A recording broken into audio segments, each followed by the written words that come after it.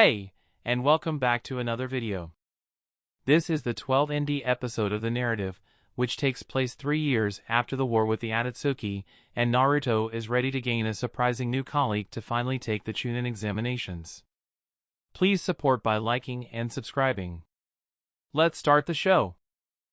Naruto awoke groggily in his small narrow bed and looked down over its edge to see his disciple's sides moving in steady breathing pattern under a thick brown blanket. He collapsed back onto his pillow and thought. She really needs to stop doing this. Chunnin gets upset when she catches her doing things like this. He sighed as he covered his eyes with his arm and thought. I guess I'm majorly to blame for it after all. He thought as he sat back up and absent-mindedly ran his fingers through her hair when the door of his bedroom creaked open. She trembled in her sleep at his touch as Sakura stood at his open doorway. Sakura crossed her arms and signed in slight exasperation. Breakfast is almost ready, you two. He smiled slightly and then rolled his eyes as Hanabi stirred in her sleep. Hanabi stood up on her knees and stretched her arms over her head in a sleepy stupor. Her body popped and cracked as she yawned while stretching. She trudged out the doorway and into the bathroom across the hall. Naruto, why don't you just lock your door to keep her out? It would save us a lot of drama every morning when Chunnin gets up, she said knowingly. Naruto stood up from his bed and shook his head. I already tried that. She always finds a way in. I just gave up on it. He went to his open sliding bamboo closet. He grabbed a sage uniform out of it and took his shirt off. What's for breakfast? He asked casually as he put on his uniform. Chunnin is making something new. I don't know what it is, but it doesn't really matter, you're just going to scarf it down and head off for training anyway. Sakura said knowingly. Chunnin suddenly came around the corner and gave Sakura a blank look of shock. Sakura! She scowled her. What are you doing watching the sage get dressed? Have you no decency as a lady? First Hanabi and now you, what's with you girls? Naruto slumped his shoulders and looked down in exasperation. He muttered under his breath. Kami, it's deja vu all over again. Sakura cringed slightly at her and then her look changed to a flat look of annoyance. I'm not a teenager that needs to be scolded for seeing a man in his underwear. Nor am I the Hyuga clan's heiress under your care, she said sharply. Naruto looked over at Chunnin with a tired look and said. It's not like I have anything she hasn't already seen. She started to say and then blushed slightly at her own thought. He sighed as he walked over to her and whispered. Please. For today, just drop it. He walked by her and went into the kitchen. Sakura turned and followed him. They took their seats at the dining room table and Hanabi came in a few minutes later. Chunnin scowled at the bed mark on the side of her head matching the frame of Naruto's bed, but held her tongue. She took her seat and started eating the weird egg dish in front of her. How did Hanabi's medical training go yesterday? Naruto asked in between bites of food. Sakura finished what was already in her mouth before saying. It's going well, but I'm still having to break her of some of your bad habits. She keeps trying to rush everything, just like you. She shot him a knowing look. What were you working with her on? He asked. I'm mainly going over her overall knowledge of the human body. She seemed to know how to heal fairly well, but her understanding of exactly what she is healing is lacking. I've been working on her herbal mixing as well. I'd like to start teaching her a few minor surgical procedures soon. Naruto nodded his head as he quickly ate and then said. That's good. Hanabi took note of Naruto's quick-paced eating and hastened her own. Sakura's eyes went from Naruto to Hanabi and then she rolled her eyes. I take it you two are going to get an early start on training again today. Naruto nodded his head as Hanabi tried to cover her amused smile with the hand holding her chopsticks. Sakura shook her head and said. So much for sitting down to a quiet relaxing breakfast. I guess I'll get an early start as the hospital as well. Master, will you be teaching me how to link my time/space jumps with my new kunai today? She said with a glowing smile of hopefulness. Naruto looked up in thought and then turned to her and smiled. You certainly are my student. I was going to save that for later, but if you'd like we can start that training today," he said as Hanabi's smile got even bigger. "You need to know that this training is very chakra intensive. We will only get at most 30 minutes of training done before we will have to switch to lighter training for the rest of the day," he told her. She bounced up and down in her seat excitedly. "I can't wait." "Don't explode over there, Hanabi," Sakura said, and then turned to Naruto. "Do I even want to know what she is talking about?" she asked, already dreading the answer. Hanabi smiled at her and said, "It's when Naruto jumps through time/space a bunch of times to take out multiple targets. It's like Blink and there's a kunai in all of his targets." Sakura looked down and shook her head in exasperation. "She already knows the yellow flash jutsu, and you're going to teach her how to make it even more deadly. Kami, that's so like you." She scowled him. Naruto laughed as he finished his food. Sakura eyed him and said, "Just make sure she has some chakra left for when I train her later today." He picked up his plate and gave Sakura a smile. "I'll try to." He teased her and then went into the kitchen. Sakura scowled at his back for a moment as he left and then went back to eating her food. Hanabi picked up her own plate and said, "We are off to train. I'll see you this afternoon, Sakura. Don't overdo it out there," she warned her. Hanabi gave her an honest smile and said, "Don't worry, I won't. Goodbye, Shizen, I'll see you at dinner." Shizen bowed slightly and said, "Until then, Lady Hanabi." Naruto and Hanabi came out the front door into a clear, cool morning. The snow was starting to melt off the ground as only spots here and there were still covered. Naruto shielded his face from the morning sun with his hand as he looked over to the gate of his estate. "Looks like it will be a much nicer day to train than the last two," he said. "That's good. I always hated the colder months of the year," she replied as they walked up the cobblestone path. "Are you going to be attacking us on another one of your fake missions anytime soon?" Naruto looked over at her and said, "Not today, but there might be more of those." Hanabi's cheerful mood sank into slight annoyance. "Master, do you really feel that kind of mission is necessary?" He placed his hand on the gate and said, "Yes, I do. It's the best training I can give you for the time being." Hanabi rolled her eyes and looked away as Naruto pushed the door open. An Umbu guard was already kneeling in front of the door and said, "Sage Naruto, the Hokage has summoned Squad 7. Naruto gave him a curious look and then said in a reserved manner, "Okay, we will be right over." The Umbu vanished into smoke as Hanabi looked over at Naruto with a confused look. "What would the Hokage need with us? I thought you said she wasn't going to send us out on any missions for a while," she asked him. Naruto scratched the back of his head in thought and said, "That's what she told me, but then what other reason could she have for summoning us all?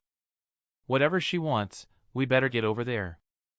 Hanabi looked over at him and said, "Let's hurry then, I want to get back to training as soon as possible."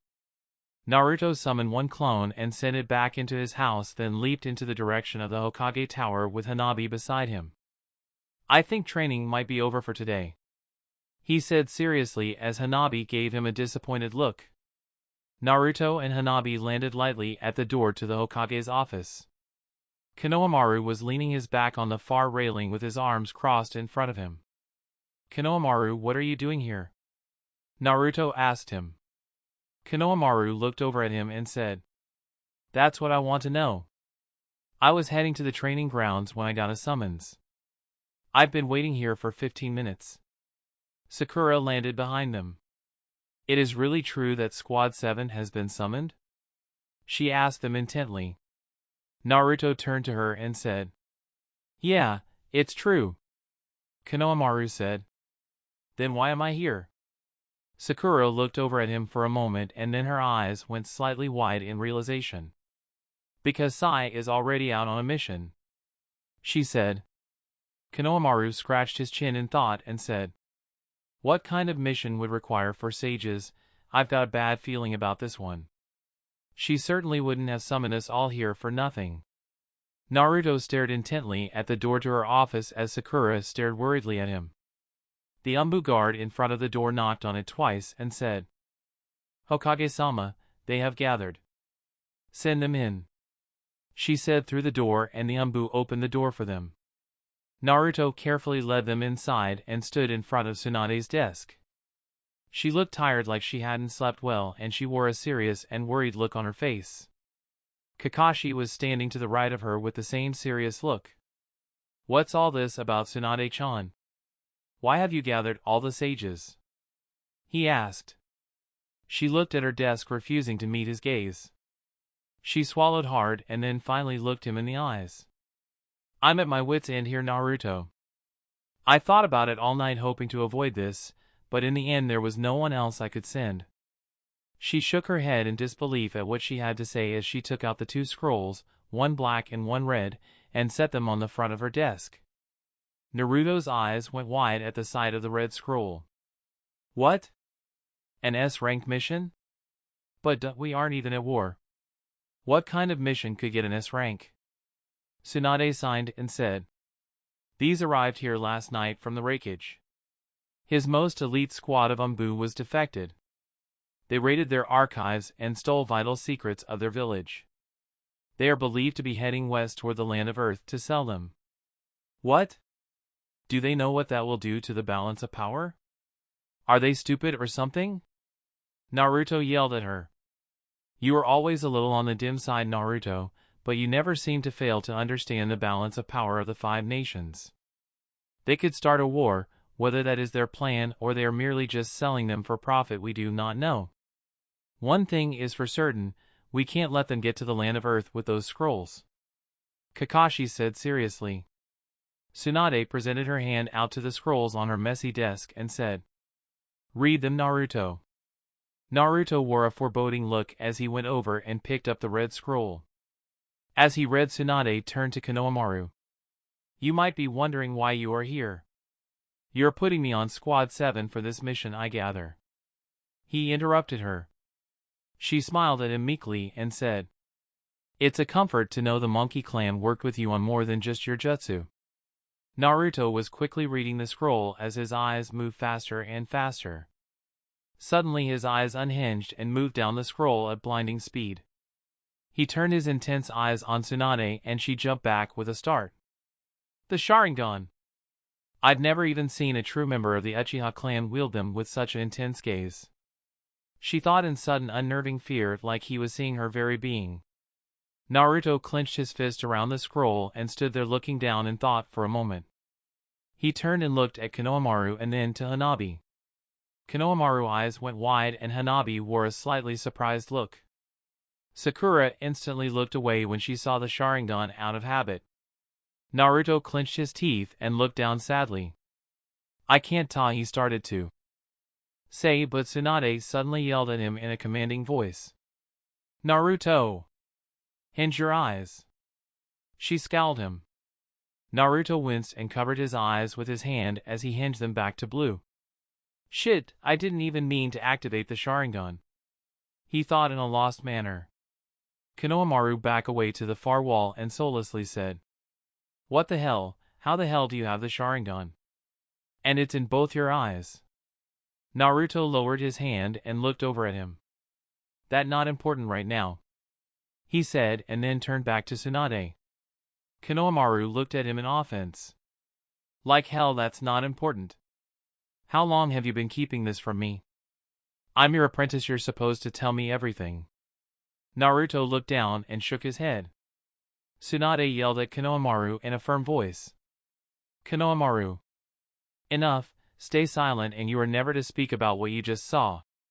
Konohamaru jumped and then looked down sadly and said, "But..." "No buts, just keep quiet," Tsunade said in a final voice as Konohamaru looked at the floor, clearly hurt.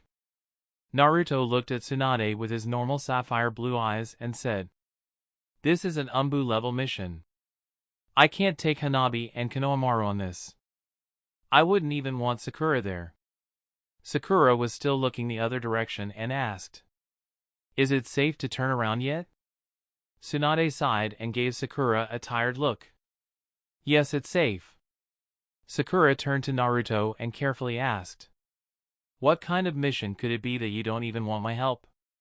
He turned to her with resolve and said, This isn't a mission to capture those guys and get the scrolls back. We are to kill them on sight, no negotiations. It's an assassination contract. Hanabi blinked blankly as she thought. An assassination contract, those are only given to the highest level Umbu. She blinked at him and then gave him an understanding look before turning to Tsunade.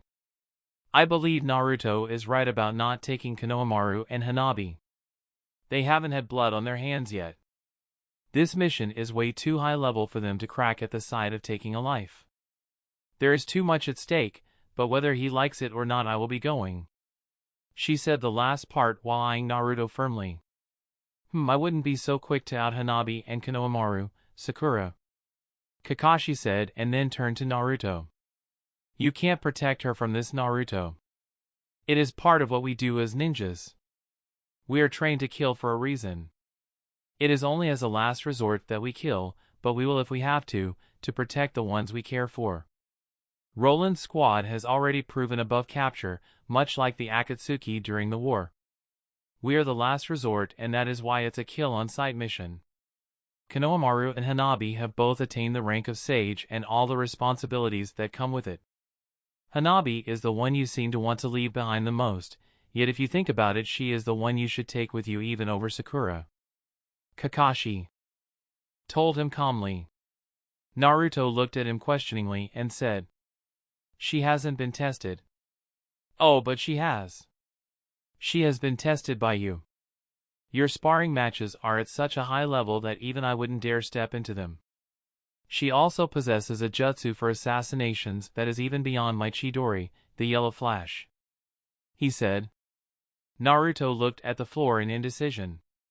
Kakashi raised his eyebrow at him and said, Still not convinced? Let's have another little demonstration then. He turned to Hanabi and said, Come at me with the intent to kill. Hanabi blinked a few times at him and then drew the flying thunder god as Kakashi went through hand signs. Lightning cracked to life in his hand as Tsunade yelled at him. No jutsu in my office. Hanabi disappeared and then reappeared in the far corner of the room with her sword aimed at bookshelf near the window. Kakashi puffed into smoke and Hanabi held firmly with her blade pointed at bookshelf. The book started sweating after a moment and then Hanabi drew back slightly. The bookshelf poofed into smoke as Hanabi smiled. There never was a bookshelf here in the Hokage's office and it's your favorite place to stand. You were sloppy. I didn't even need my sage chakra to find you. The smoke cleared and Hanabi had her sword at Kakashi's throat. She was supposed to take down the clone, not come after the real me. She certainly has a sharper mind than Naruto did at her age. Her eyes, there is no doubt in them. That is real killing intent coming out of her. Kakashi thought nervously. He turned to look at Naruto and said, Are you still worried about her? Hanabi pulled the flying thunder god sword back and resheathed it behind her. She calmly walked back over to Naruto and looked him in the eyes with resolve. I'm not leading your side. I didn't train 14 hours a day to be left on the sidelines. Tsunade's worried face relaxed a bit at Hanabi's confidence. Konohamaru walked quickly over to the door and opened it. And where are you going, Konohamaru? Tsunade warned him. He tossed her a glance and then a slight scowl to Naruto. I'm going to get packed, he said as he left the door and nearly slammed it behind him. Naruto watched him leave and then shook his head at the floor. This isn't the kind of mission I wanted, Tsunade, he said in a lost manner. That doesn't matter, Naruto. This is what it means to be the leader of a squad. Every mission you get isn't going to be tailor-made to suit your training. That, and since Squad 7 already has 3 sages, you will naturally be given the most important mission. I even added another under your command just in case. If your squad can't complete this mission, then no other squad in the village could complete it. Please try to look at things from my perspective. I didn't even want you to leave the village, and yet here I am sending you out on an S-rank mission. I didn't have any other choice. She told him empathetically. He sighed deeply and then scratched the back of his head. His worried face changed and he said, I'm sorry about complaining. Here I've been given the first S-rank mission since the war ended and all I did was complain about it not being ideal. Sorry, mother, he said as the light returned to his eyes and all doubt left him. Naruto turned to Sakura and Hanabi and said with conviction, "Come on you two, Team Sage is moving out. Get your stuff packed and meet me at the main gate in 30 minutes. He raised his fist over his head. Sakura smiled back at him and said, "That's the old Naruto I know." They quickly left and once they were out the door Tsunade stood up and watched them leap away from the bay window in her office. Kakashi walked up to her and asked, "Are you worried about them?" She sighed deeply and said, "I never dreamed there would come a day that I'd be sending 4 sages off on a mission and that I'd be worried that some of them might not make it back." "You think Naruto will have trouble with this mission?" Kakashi asked her quietly as he stared out the window next to her. She shook her head and said, "No, not really. I never doubted that he would succeed, but I'm worried about the others. They don't have the 9 tails protecting them. If the seal wasn't in such bad shape I would have sent him alone to do it, but there was no way Hanabi wouldn't find out and go after him. That connection of theirs is too strong." When she found out she would tell Sakura and they would leave together to help him. They are both members of Squad 7 after all. Konohamaru would probably get left behind as he always is the last one to figure it out and make a stink of it when they returned. That sounds like a likely scenario, but you still could have sent him alone," Kakashi said. Tsunade shook her head and said, "No, I couldn't. Naruto is still a Jinchuriki of the Leaf. If he goes on a rampage we will be held accountable." Kakashi eyed her carefully as she gazed out the window. "So you sent the others not to help on the mission but to make sure he makes it back to me. I'm not going to lose him like the way I lost Dan and Jiraiya," she said with resolve. Kakashi looked at her intently and asked, "So you have made your own plans to deal with the 9 tails when that day comes?" "I wouldn't be much of a Hokage if I didn't. Naruto would never read the sealing jutsu to seal a tail beast, but I would," she said. Kakashi gave her a tired look and said, "Even if you know the jutsu, there is no way you would have the strength to use it. Even Minato with the strongest bloodline trait of sealing in the history of our village could only seal half of the 9-tailed fox. I do not wish to doubt you, but I think you are kidding yourself. Even if you could reseal the fox, what vessel could you use to contain it? I already have a vessel for that damn fox. The vessel doesn't have to last for long. Just long enough for me to sever the host's heartstring chakra line and kill it," she said. Interesting idea, but do you really think that will kill the demon?" he asked her calmly. "Oh, it will kill it all right. I have that psycho Kabuto to thank for that knowledge. He nearly killed Naruto and the fox the day he cut Naruto's," she said. "But what of the vessel you choose? Sealing it into someone and then killing them is something like what Orochimaru would have done," Kakashi told her carefully. "No one said the vessel would be a law-abiding citizen. I'd pick a prisoner that was already slated for death," she said. "Still, it seems like a cruel way to kill a man. You're still kidding yourself though. Naruto wouldn't survive the extraction process. You know that. As much as you might think he's invincible, you know deep down he is not," Kakashi said and turned back to look out the window. She continued to stare at the 4th Hokage monument and said, "I never said that I had everything already figured out, but at least I have a way to kill the fox." "Only if you can use the jutsu," Kakashi said knowingly.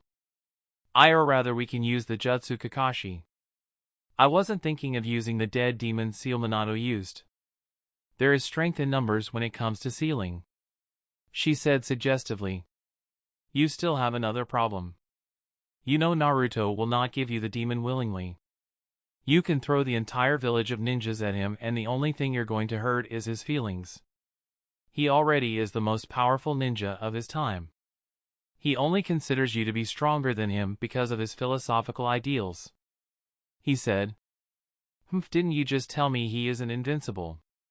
"Well, aren't you the pot calling the kettle black?" she said with mirth. I never said he was invincible, but he is an overall decent medic with unsurpassable ceiling powers. On top of that, at the age of 16 he surpassed even his father's level of ninjutsu and has only grown stronger and stronger over the years. In the span of a few breaths he summoned a cyclone that could level the village without the first-hand sign. He isn't like us Tsunade nor like anyone else in the village, we ninjas who train to fight other ninja. He hasn't been like us for a long time. Everyone sees him as a great hero and the strongest ninjutsu user in recorded history, yet he sees himself as weak. Kakashi said. She turned and eyed him carefully and then asked, "What has ever been weak about Naruto?" Kakashi continued gazing out at the clouds and said, "I already told you he isn't like us. He trains to fight a different kind of battle. He trains himself to fight a being of ungodly power. Naruto is powerful, but his cyclone is nothing compared to a being that is said to be able to rend a lush forest into a scorched desert with the swipe of his paw. A being that can cause tsunamis when it walks. Ever since he stopped the fourth great ninja war he has had only one rival. The nine-tailed fox. The thing that can kill him is always with him and he knows it too. If you're trying to cheer me up then you're doing a lousy job of it," she said sadly. "That was not my intention, Tsunade. I only wanted to dissuade you from trying to save Naruto from the fox. It is out of your hands. It is he that is the child of destiny and one day I think he will prove that to you," he said. "I didn't think you believed in God or destiny," she said. "I'm finding it hard to not believe in it lately," Kakashi said. Konohamaru was waiting at the front gate with his traveling pack on as Sakura and Hanabi trudged up the road to meet him. "I've been here for 10 minutes, what took you two so long and where's Naruto?" he asked curiously with a hint of annoyance. "I don't know. He said he had something to get before we left and headed off," Sakura said as they walked up to him. Konohamaru threw his head back and said, "Great, he's going to be just like Kakashi-sensei, never on time for anything." Hanabi chuckled slightly at him and said, "No, he is almost here. I can feel him getting closer to us now." Naruto could soon be seen sprinting up the road at full speed with a huge dust cloud trailing behind him. Sakura eyed him carefully as he approached and said, "Is that a box of cereal in his hand?" Naruto ran all the way up to them with a strange blue box in his hand and doubled over to catch his breath. Konohamaru gave Curio's look and intently asked, "What was so important for you to get before we left?" Naruto took in several sharp breaths before standing up straight and held the blue cardboard box out in front of him with both hands. He gave them all a huge boyish smile and said, "Ta-da! Industrial strength food pills. Now we're already a few days behind them, so we aren't going to stop for sleep tonight. You guys have to keep up your strength, so I got these." Sakura looked at the box and thought something was off. "Okay," he said as he raised his fist in the air and then drew his attention back to the box. He quickly opened the top of the box and struggled with the plastic bag inside of it. He strained against it for a moment before it suddenly popped open, sending a small dust cloud up into his face. He gagged for a moment while waving his hand in front of his face to fan the noxious cloud away. He looked at the box in amazement and said, "Wow, these have to be the really good ones. They smell awful." He walked up to Hanabi and held her palm up and then rustled in the box for a moment. He pulled out a blue sphere about the size of a large marble. "One for you," he said, and he went over to Konohamaru and held his hand up. He dug again into the box and pulled out a green sphere. "And one for you." Konohamaru and Hanabi both looked at each other with an odd questioning look and then stared down at their food pill in disgust. Hanabi asked with a revolted look on her face, "Why's mine blue and fuzzy? And why's mine green and fuzzy?" Konohamaru asked with the same look. Naruto was digging in the box in front of Sakura and turned over his shoulder to look at them. "Naruto, can I see that box?" Sakura, she asked in a warning manner. He turned back to turn her with an unconcerning look and shrugged as he said, "I'm sure that I guess." He pulled his hand out of the box and handed it to her. Sakura turned the boxes around and read for a moment. A vein bulged in her forehead as she got right up to his face. Naruto, you moron. These food pills expired 6 years ago. She yelled at him. Naruto went ridged and fell over. Are you trying to kill us? These things are covered in mold. She yelled as she stood over him. Hanabi looked away from the molded food pill in her hand like she was going to get sick as she slowly turned her hand over to let it fall on the ground. Gross! Konohamaru said with a look of disgust and threw the fuzzy green ball away. Naruto and Konohamaru took up the lead while a fuming Sakura and a giggling Hanabi took up the rear as they walked down the road. I still can't believe he is the squad leader and he tried to poison us, she said in annoyance, loudly to Hanabi. Naruto slouched and muttered under his breath. Gee, I already said I was sorry. They walked for a few more minutes until they came to a stream north of the town. Naruto turned back and said, Okay, we are stopping to get water for the trip. If you haven't already, fill your canteens. He took off his pack and retrieved his water vessel. Konohamaru followed him and filled his own. Hanabi walked up to Naruto and said, I know you have a lot on your mind, master, but do we really need to carry our packs when you can just seal them away? Naruto turned to her and said, That's right. Sorry, I was just trying to think of a way to cut down on our traveling time too. He pulled out a scroll after they finished getting water. Okay, everyone drop your packs on this scroll. I'll seal them away, then we will really start moving. Sakura warned him. You better not send my stuff to another time-space and not be able to get it back. She tossed her heavy pack on the scroll and Hanabi and Konohamaru followed suit. Naruto held up a hand sign and said, Sealing jutsu. Their packs poofed into smoke.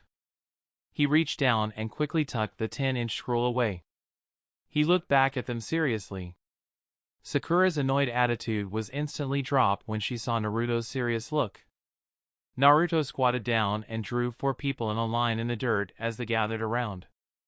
Naruto pointed at the last man in the line and turned to Hanabi. Hanabi, I want you at the rear of the line. With Toad Sage Chakra you should be able to sense anything coming out from behind us and confirm it with your Byakugan. He pointed at the third man in the line. Konohamaru, I want you third in line as with your speed and agility you can protect our flanks. Your speed in the trees is the fastest of all of us and will help you here. This is the most dangerous place in the line should we get ambushed because you are the first one they will target. You are next to Hanabi and you two work very well together should anything happen in the rear. If we are flanked, your main job is to protect Sakura. Naruto started to point at the second man in the line diagram when Sakura spoke up. Naruto, I hardly need, she began to say when Naruto's eyes turned into cold steel orbs looked at her sternly. She looked down and fell silent as he continued again. The number 2 place in the line will be held by Sakura as it's the safest place in the line. She is our top medical healer and it is her job to conserve her chakra as best as she can in case one of us is seriously hurt. Even though me and Hanabi are also trained in healing ninjutsu, we are at best emergency medics that can heal cuts and bones. We aren't a fully fledged doctor like her. Since she is in the safest place with the sharpest mind, I'm also giving her the job of navigator. We can't afford to get lost when we are already short on time. Sakura looked down and blushed slightly when she heard him say that she had the sharpest mind. The point man of the line will be headed by me. My chakra sensory perception is the greatest in the group. My range is about 300 yards in all directions, so I'll know where they are before they know where we are. I'll be next to Sakura as we both have the best teamwork and most experience in combat of the group. My job is to take navigational directions from Sakura and take the first strike when we encounter any resistance. After we cross the northern border of the Land of Fire, we will only be talking using the secret hand sign language unless we break for camp. At night, me and Hanabi will trade places in the line as she has the best night vision. Are there any questions before we leave? He asked and looked at all of them. Konohamaru blinked blankly at him and asked, How did you, of all people, formulate that plan? You sound just like Shikamaru. He tilted his head toward him and said knowingly, Think like a Hokage Konohamaru. I wasn't late only because I went to get food pills. Sakura smiled at him and said, "That's using your head, Naruto. Or rather Shikamaru's." Konohamaru's eyes lit up. "Oh, that explains it. Master, I've been wondering about something," she said with a confused look on her face. He turned to her and asked, "What is that, Hanabi? How can we possibly make it to the border and catch them when they have a 3-day head start on us?" she asked intently. He smiled at her and said, "You should think more like a toad sage, Hanabi." Hanabi smiled brightly as Konohamaru and Sakura shot them a perplexed look. Naruto walked out into the middle of the street and planted his feet. Hanabi followed him as the others watched them. They looked at each other knowing, and then Naruto bit his thumb and went through the hand signs. "Summoning Jutsu!" he yelled as he slammed his hand down into the ground and the area filled with smoke. It took many long seconds for it to clear, and when it did, Konohamaru and Sakura saw Hanabi and Naruto standing on top of Gamabunta's stomach. The giant toad was laying on its back sound asleep. Naruto looked around in confusion as he stood on the squishy pale green underside of Gamabunta. "What the?" Naruto said as he walked down his body and peered around in confusion. The giant toad flung his arms and legs a few times in his sleep and mumbled, "No Gamakichi, breakfast isn't for a couple of hours still." Naruto continued to look around in confusion until he saw Gamabunta's massive left leg lift into the air. Naruto suddenly knew exactly where he was standing as his look changed to one of blank horror at what was about to happen. The pale green ground gurgled underneath him, and then a thundering reverberation of foul green gas shot out of Gamabunta's rear. Hanabi held her nose as she backed further up Gamabunta's body and said, Looks like he has been eating red beetles again." The foul stench rushed through the trees on the far side of the road like a toxic gale, and then suddenly the trees started wilting as their leaves fell off. A unlucky snow rabbit rolled over onto its back as its legs twitched and its mouth foamed from being caught in the blast. Konohamaru and Sakura quickly backed away from the business end of the toad in shock. Naruto clenched his fist at the giant toad's mushroom cloud of wafting stench and turned around before marching up his body. He stopped in the middle of his chest and yelled at him, "Damn you dirty stinking toads. Every time I summon you guys, you always make an ass out of me." Naruto chewed Gamabunta out until he finally woke up a short while later. Naruto was fuming mad at him and had his arms crossed in front of him. Gamabunta rubbed the sleep out of his eyes with his stubby arms and groggily said, "Sorry about that. I didn't realize that you had summoned me." "Well, that was obvious," Naruto said as he rolled his eyes. The giant toad peered down at them all. "Well, I'll be, if it isn't Sakura Haruno and Konohamaru Sarutobi. And you are both sages," he said in surprise. Hanabi smiled and waved to him. "If it isn't our newest Toad clan member as well." Naruto looked up at him seriously and said, "Gamabunta, I didn't summon you here to get reacquainted." He strained to look down at him and said, "Come again. Look, we are on the first S-rank mission since the war. We need to get to the land of waterfalls as soon as possible to head off a group of rogue ninjas. If we don't stop them, they are going to sell the land of lightning's secrets to the land of earth. I'm sure you realize what that could cause," he said. "Depends on the secrets they stole," Gamabunta said. Skeptically, "They raided the land of lightning's main archives," he replied. "What? Were there guards asleep on the job? That's supposed to be the most heavily guarded place in their whole country. How could anyone just come in and raid the place?" he replied in shock. "That's why it's the first S-rank mission since the war. The Raikage Sambu have already failed to bring them back. They have already wiped out 4 squads of his best Umbu," Naruto told him. "Raided the archives and killed 4 squads of his Umbu, you say?" He scratched his chin in thought and took a long drag off his pipe. He breathed out a huge smoke cloud and said, "They must really be something else to pull all that off. The leader of the squad is their former head of their Umbu Black Ops. That's why they sent this mission to us, and they already have a 3-day head start on us."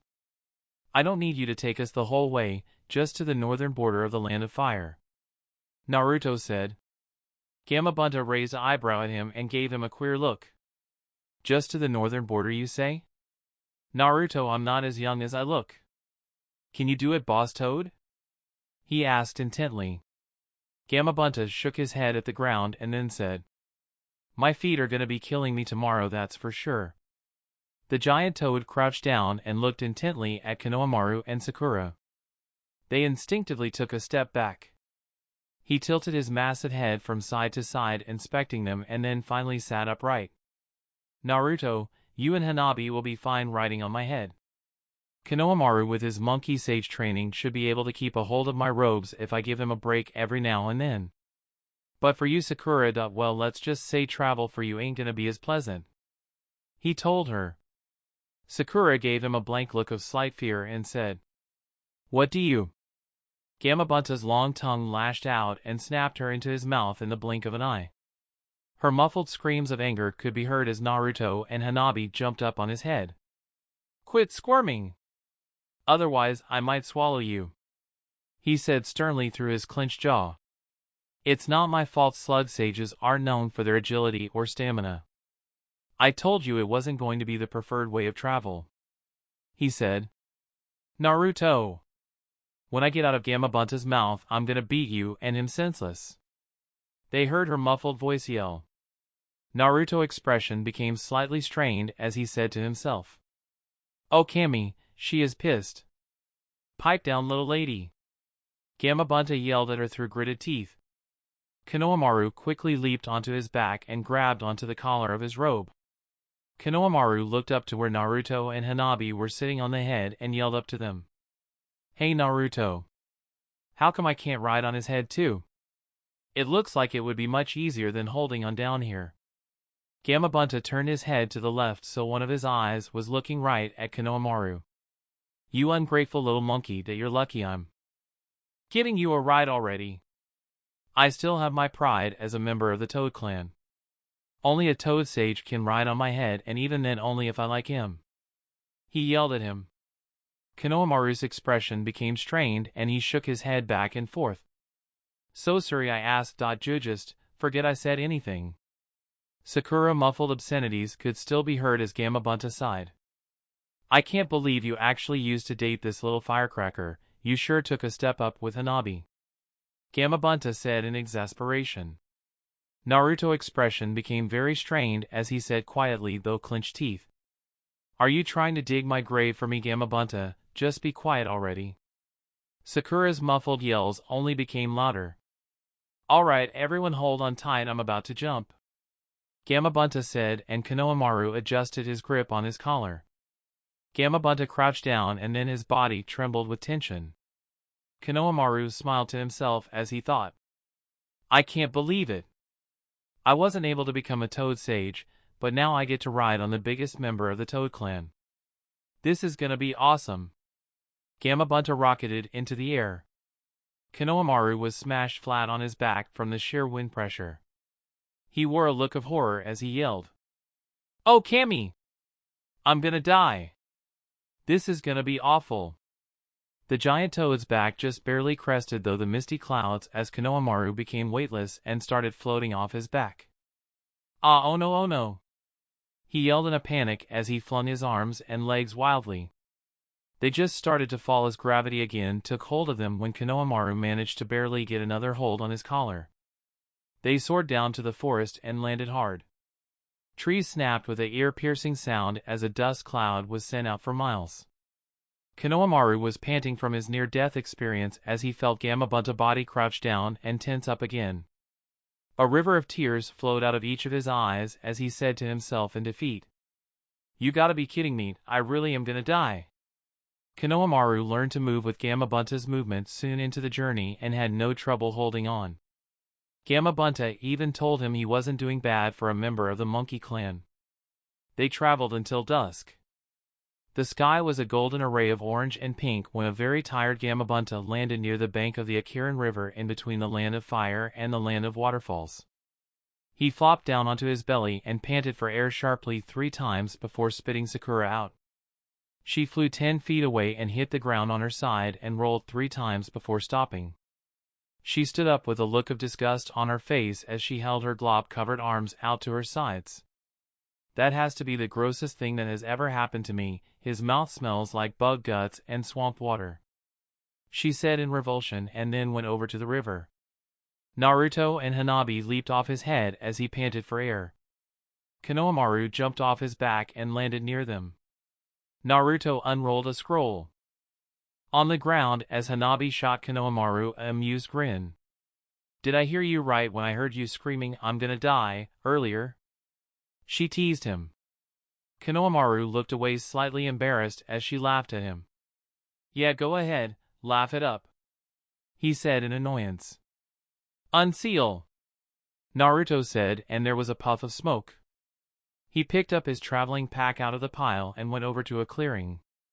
He started setting up camp. Hanabi picked up her own bag and tentatively followed him. She started unpacking her bag with a confused look on her face before asking Naruto, "And Master, I thought we were not stopping tonight." Naruto unrolled his tent and said, "We don't have much of a choice. Konohamaru and Sakura need a break. They are too tired to go on right now, but as luck would have it, Gamabunta brought us much farther west than I had hoped for. We are actually further ahead of schedule than I thought we would be. We can afford to camp here for the night. Besides, I'm sure everyone would like to get a hot meal before we head into the land of waterfalls. We don't know when the next time we will be able to stop will be." Hanabi started setting a fire pit as Sakura yelled over to them, "I'm going further upstream to take a bath. Don't you dare follow me," Naruto yelled back. "Okay, don't wander off too far though." By the time she got back, the camp had already been set up and the fire was going as night had fallen. Naruto was cooking some fish on a skillet as she walked over and took a seat on a fallen log by the fire. "It smells good. What did you add to it?" Sakura asked him. "It's a spice mixture that Shizen gave me," Naruto said quietly. "Thanks for setting up my part of the camp, but you didn't have to do that," she said shyly. "It wasn't a bother. You did get the rough end of the stick traveling today," he replied. "Where are Konohamaru and Hanabi?" she asked as she looked around. "Konohamaru went looking for fruit and Hanabi is trying to find more food to take with us. You should know Konohamaru lost his liking for meat after his sage training." Sakura looked over at him a bit more seriously and asked, "What is the plan for tomorrow?"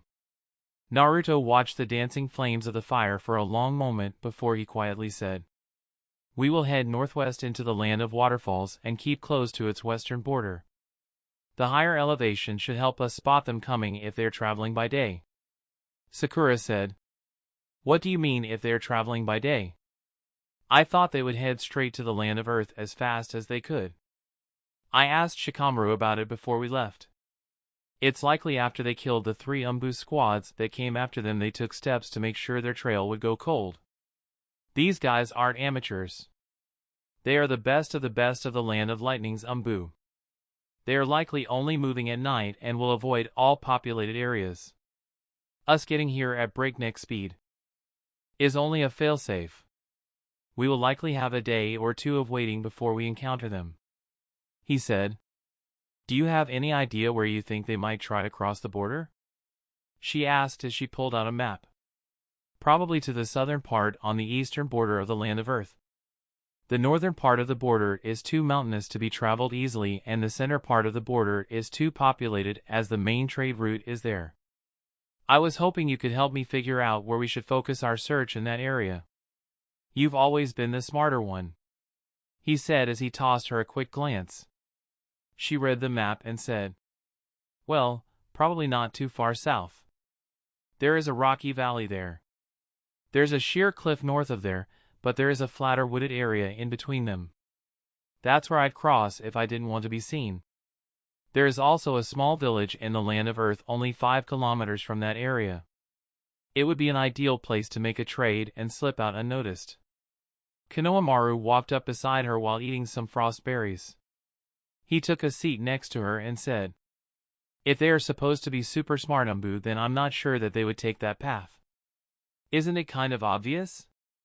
Naruto nodded his head as Sakura looked intently at the map and said, "Yeah, it kind of does now that I think about it, but then again they don't know we are coming. They will still be on high alert," Naruto said while cooking the fish.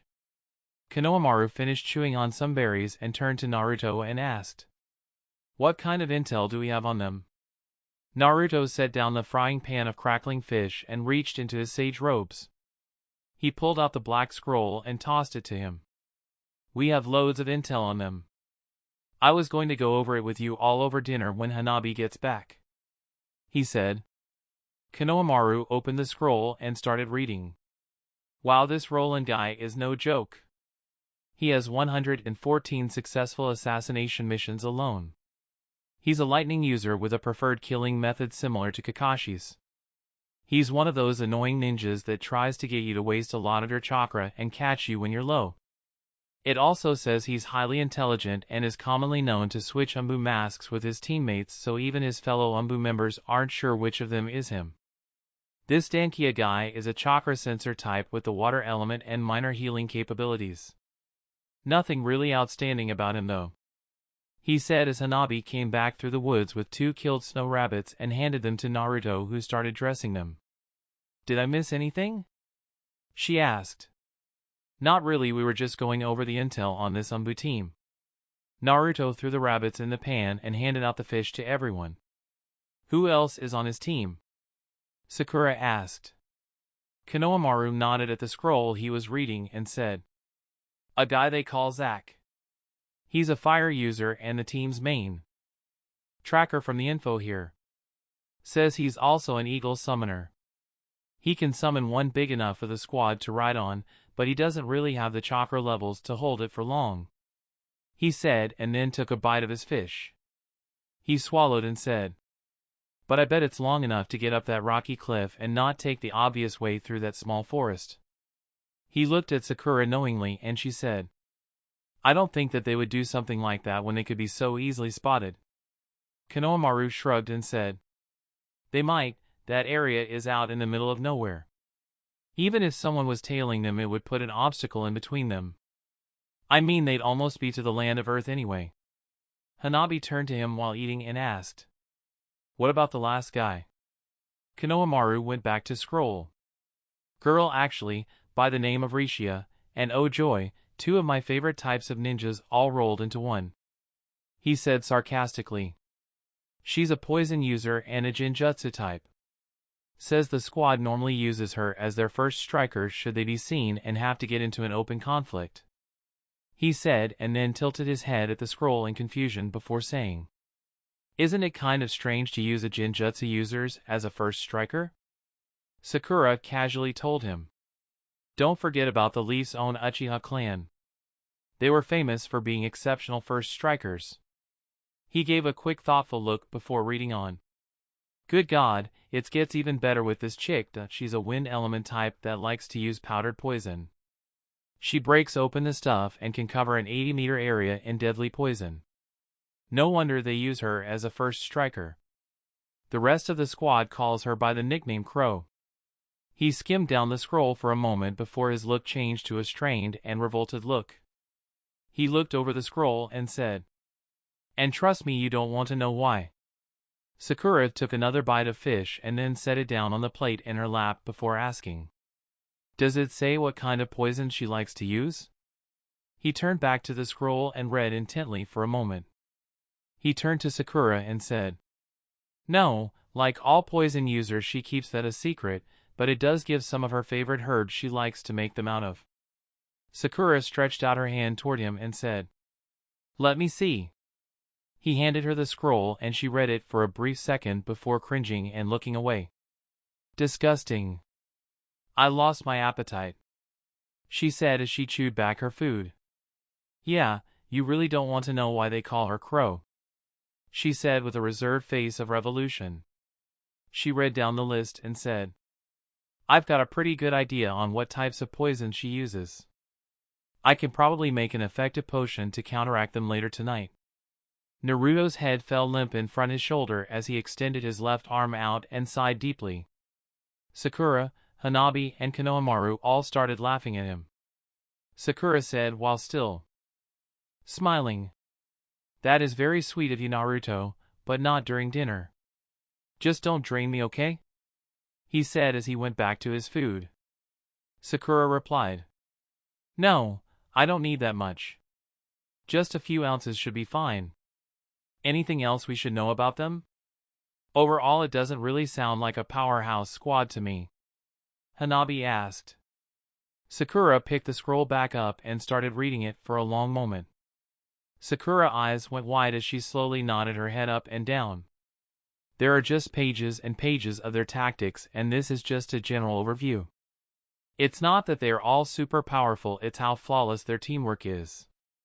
One of their most common tactics is to lay down that poison fog and hit you with kunai with exploding tags while Roland zaps you with a bolt of lightning. They have been known to pull the whole tactic off in less than a second," she said in shock. Konohamaru looked at her in disbelief and then shook his head.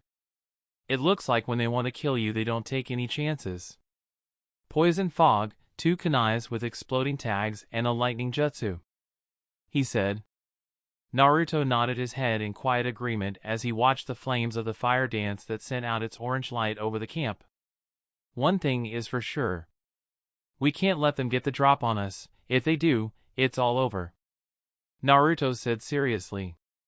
The mood darkened as the others looked back and forth at each other. Naruto gave them a meek smile and quietly said, "Finish eating and get some rest. I'll take first watch." The night was cool and clear with twinkling stars blanketing the night sky. The moon was nearly full and its white glow mixed with the dim red light of the coals of the dying campfire. Naruto sat while staring into their fading light while deep in thought. A slight movement in one of the 3 tents aroused him from his thought. Konohamaru stuck his head out of his tent as Naruto turned his head over his shoulder to him and quietly said, "Can't sleep?" Konohamaru came out of his tent and walked over to the log Naruto was sitting on.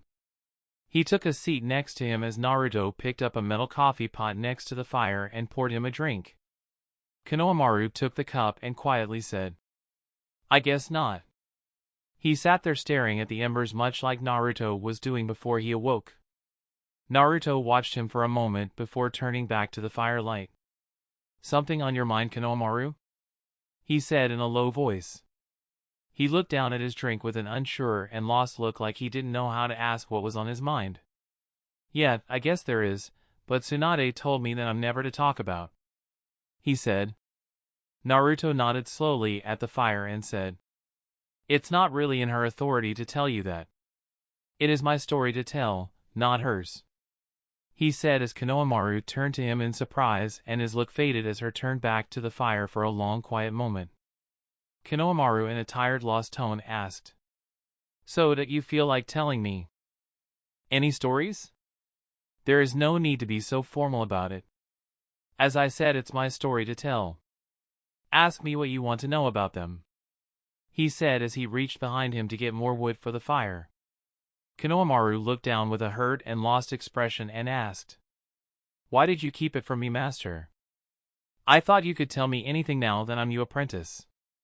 Naruto tossed a log onto the fire that sent sparks floating up into the air. Naruto watched the sparks burn out in mid-flight and said, "Because I didn't want you to get discouraged. I've known for a long time that you have been trying to catch up to me. I feared that if you knew that I also possessed the Sharingan that you would lose heart and stop trying." Naruto looked over at him with an honest smile and nudged him with his shoulder.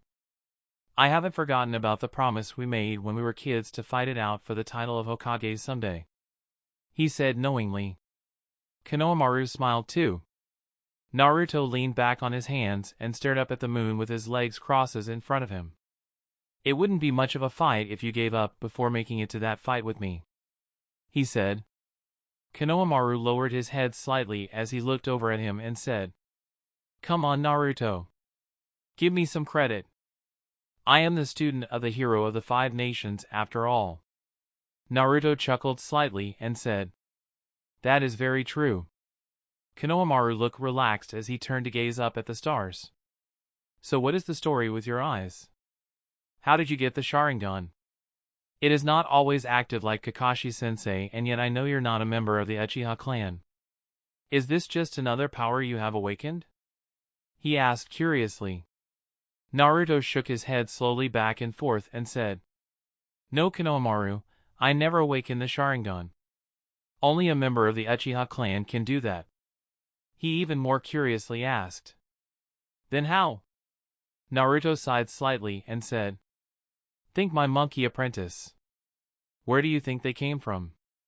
There haven't been many living Uchiha members during our time.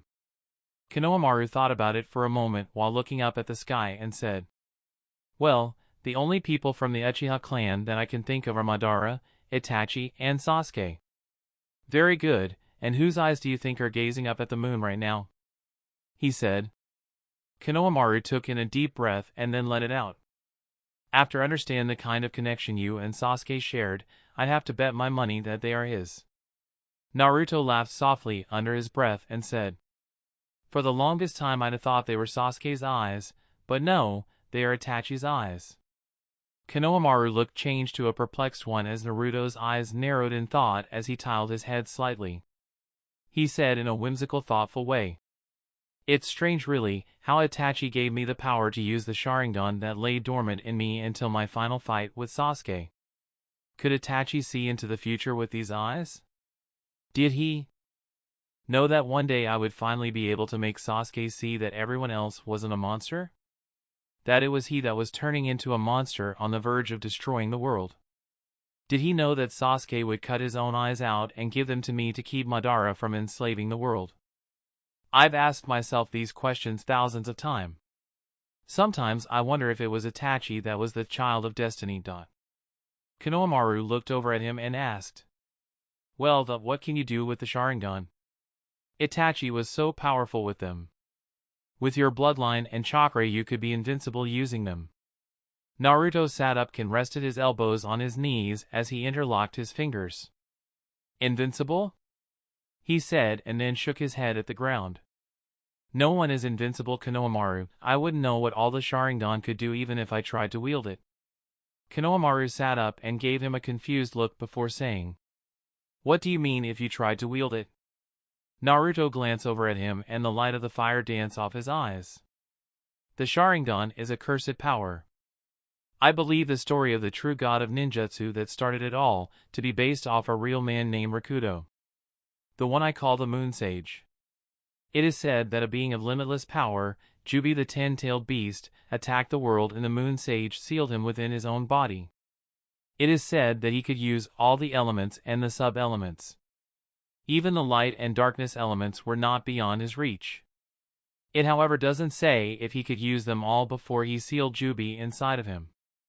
Konohamaru shot him a questioning look and asked, And you have a theory about that? Naruto nodded his head and said, Yes, I do. I think after he sealed Jubi's spirit into him that he took the eyes of Jubi's body for himself before he created the moon as a prison for what was left of him. Konohamaru gave him a disbelieving look and said, Why would you think that? Because the only depiction I've seen of Jubi had his eyes drawn with both the Sharingan and the Rinnegan. It makes sense that before he died he split the power of the eyes and passed them on to his sons. One of them received the Rinnegan, the ability to understand whatever the user saw from only seeing it once. The other son received the Sharingan, the power to slow down time and affect the mind. The Rinnegan proved to be much harder to awaken than the Sharingan throughout time. Only Nagato awakened it as far as I can tell. There might be others, but it would seem the records of them are lost in time. The Sharingan proved easier to awaken and became the signature of the Uchiha clan. He said. Konohamaru's eyes shifted back and forth in thought before he said, You really think the Sharingan came from the eyes of this 10-tailed demon? Flashback. Naruto was deep in his mind looking at the gigantic cage door inside of him that held the 9-tailed fox. Chakra started leaking out of it and formed. Likeness of the fox. Back off. I don't want your power. Naruto told Kyuubi just before Sasuke appeared in between them with his hand outstretched in front of the demon fox's nose. So this is the source of your hidden power? I never would have thought you have something like this inside of you. Sasuke said. The nine-tailed fox looked down at him and said, "You were able to look inside of Naruto because of your accursed lineage and that loathsome Sharingan. It seems this isn't your first time seeing the Sharingan. Then you must be the nine-tailed demon fox." Sasuke said, "Those eyes are more sinister than even my own." Kyuubi said ominously, "And a flashback." Naruto nodded and quietly said, "Yes, I do. They are cursed eyes, Konohamaru. To use their power only corrupts the one using it." Guess I never thought about it that way," Konohamaru admitted. A long silent moment passed until Naruto asked him, "Is there anything else you want to talk about?" Konohamaru looked over at him and asked, "You know every Jonin instructor always has 3 students, yet you only have 2, me and Hanabi. Have you ever thought of who the third would be?" Naruto laughed slightly and said, "I have more students than just you and Hanabi. I sometimes teach Irika's class. So I have many more students than just you two." Konohamaru rolled his eyes at him. "It's funny that you mention that. You know you're going to be a sensei one day too," Naruto said. Konohamaru gave him a slight smile and said, "Yeah, I guess one day I will be." Naruto nodded his head and said, "You might be a sensei sooner than you think, and when you do there are 2 students I'd recommend you teach if you can get them." He gave him a questioning look as Naruto said, "They are both in Irika's class. One is a girl named Haruki. The other is actually a descendant of the Uzumaki bloodline, though he doesn't share our name. Nor does he know that." Konohamaru gave him an odd look and said, "I think it's a little soon for me to be taking on students." Naruto shrugged casually and said, "Not really. I started teaching you when I was 12. You are almost 18 now." Konohamaru smiled as he gave him a funny queer look. "Yeah, and I remember one of your lessons where you told me the source of a ninja's power was Katrada." Naruto laughed nostalgically and said, "I remember that. How far I've come since then." Konohamaru nodded at him and said, "Yeah, you sure have. How about you get some sleep before dawn? There is still a few hours left," Konohamaru said. Naruto shook his head. "I've already got a clone sleeping next to Hanabi. Otherwise she'd be out here sleeping on my lap," he said as he rolled his eyes knowingly. Konohamaru laughed softly and said, "Yeah, I can see her doing something like that as hung up on you as she is." Naruto nodding in agreement and then jerked his head toward the tent as he said, "Go on and get some more sleep. I want you fully rested for when we move out tomorrow." Konohamaru stood up and then picked up the cup of coffee Naruto handed him when he first sat down. "Here, I'm not much of a coffee drinker," he said. Naruto took the cup and picked up the pot by the fire. He poured it back in the pot and said, "Me either. Can't stand the stuff actually. It's just force of habit from staying up with Kakashi-sensei on so many cold nights. It's just a hand warmer to me." Konohamaru turned back to his tent and took 2 steps. He turned around and honestly asked, "You really don't plan on taking on that third student?" Naruto turned around to look at him and said, "I can't really. Sakura is Tsunade's disciple and Sai had already been trained by the Umbu. There is no one left in Squad 7 for me to teach. There is one other I would like to teach, but..." He swiped his arms in front of him playfully and said, "It's just Sensei Indy, I guess." Konohamaru tilted his head slightly while giving him a questioning look and said, "Sensei Envy?" Naruto nodded and said, "Yes, Sensei Envy. I wouldn't mind teaching Matsuri. She worked well with Hanabi and nearly drained me of chakra before I saw her breaking point." Konohamaru covered his face with his hand and shook his head. "There is no way you're ever going to teach Matsuri," he said. Naruto looked at him honestly and said, "Gaara wouldn't be as opposed to it as much as you might think. He has little time to train her as he is the Kazekage." Konohamaru took his head out of his hand and looked over at Naruto. "I'm not talking about Gaara, I'm talking about how Matsuri and Hanabi are just alike. Neither of them will be separated from their masters for long. Naruto nodded his head in agreement. I guess that's true, good night monkey sage, he said quietly with proudness in his eyes. Konohamaru gave him an honest slight smile and said, good night Naruto. He climbed into his tent. They broke camp at dawn and moved into the land of waterfalls in formation heading northwest. They headed past the broken jagged rock valley and made it to the gentle sloping forest area that led through the towering cliffs shortly before dusk. Naruto led them bounding from tree branch to tree branch. Hanabi looked down at the forest floor and spotted a group of wild pigs heading to the west. She smiled to herself.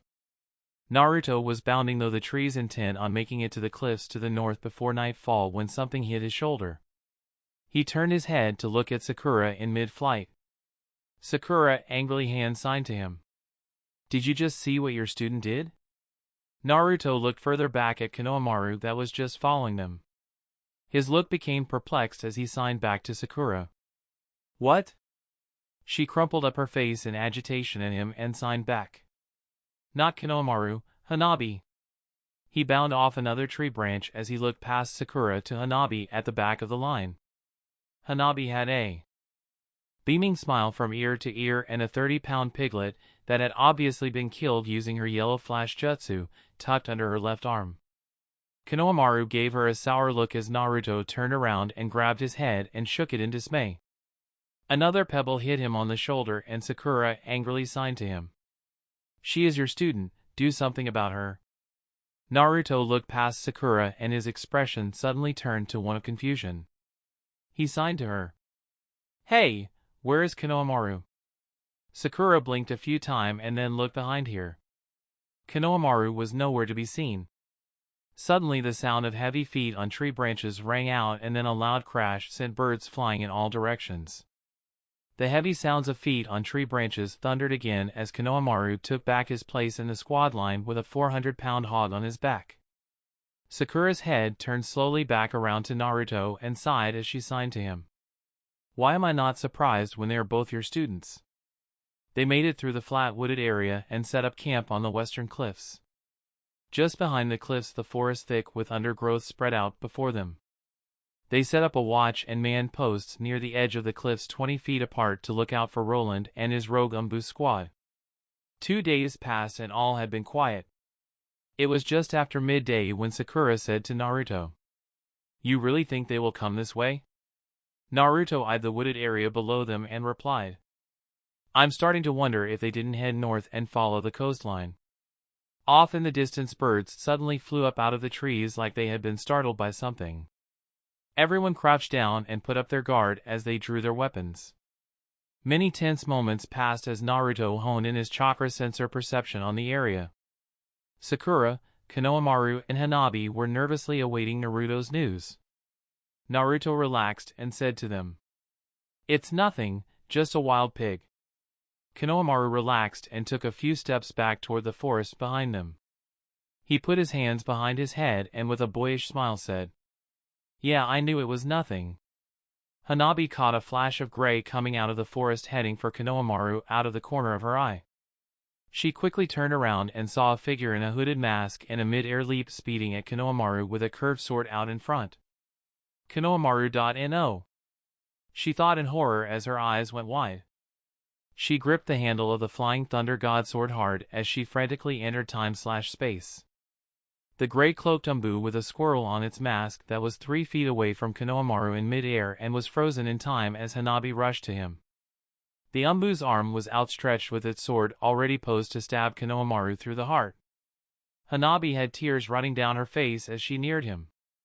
"I'm not going to make it, it's too late." Naruto turned just as the Umbu's blade ran through Konohamaru's body and buried itself up to the crossguard. Just as the crossguard hit his chest, the Umbu's head came flying off when Hanabi's mirror-shine blade passed through the Umbu's neck. Her powerful strike sent the rogue ninja's head spinning 20 feet into the air, spraying blood, and then it landed nearby with a soft thud.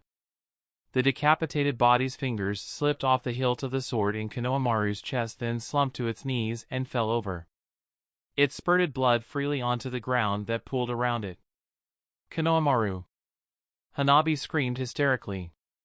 His boyish smile faded to a blank look as his hand fell from behind his head. His hands trembled as he fell over backwards.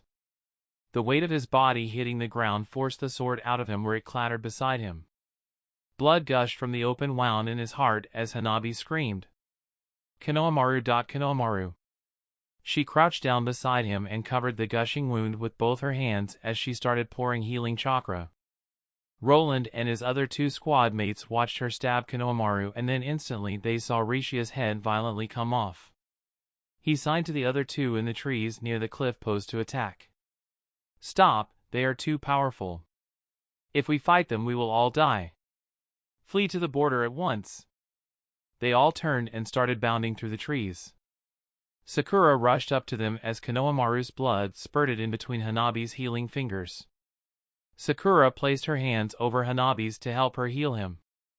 There is just no way we can heal this. His heart, it's nearly been cut in two. I don't know whose hands are shaking more, mine or Hanabi's. Sakura thought as silent tears started slowly rolling down her face. Konohamaru. Hanabi cried inconsolably as her breath came in sobs. Konohamaru wore a blank look as the luster started to fade from his eyes. He coughed up blood as he slowly turned his trembling head towards Hanabi. Konohamaru, Konohamaru, don't die, don't die. She begged him in sobs. He reached up and touched her face with his rapidly cooling hand. Two can't die. I have to. Followed in Naruto footsteps, and come ho, Kage. He said weakly, and then arm fell to his side as his eyes closed. A gust of wind howled across to cold cliffs. No, Konohamaru. You can't die. You cannot die on me. I'm not giving up on you. Hanabi yelled in tears while she continued to pour her chakra into him as his life slipped away. Sakura began sobbing with a pained expression on her face as she futilely tried to heal him. Naruto was standing in disbelieving shock at what had just happened the whole time. He soullessly watched the three reneged Umbu bound from tree to tree slowly getting farther away. Konohamaru, I didn't even sense them, Konohamaru. He thought soullessly. Naruto saw memory after memory of Konohamaru. Flashback. Young Konohamaru and Naruto were in front of the third Hokage's desk.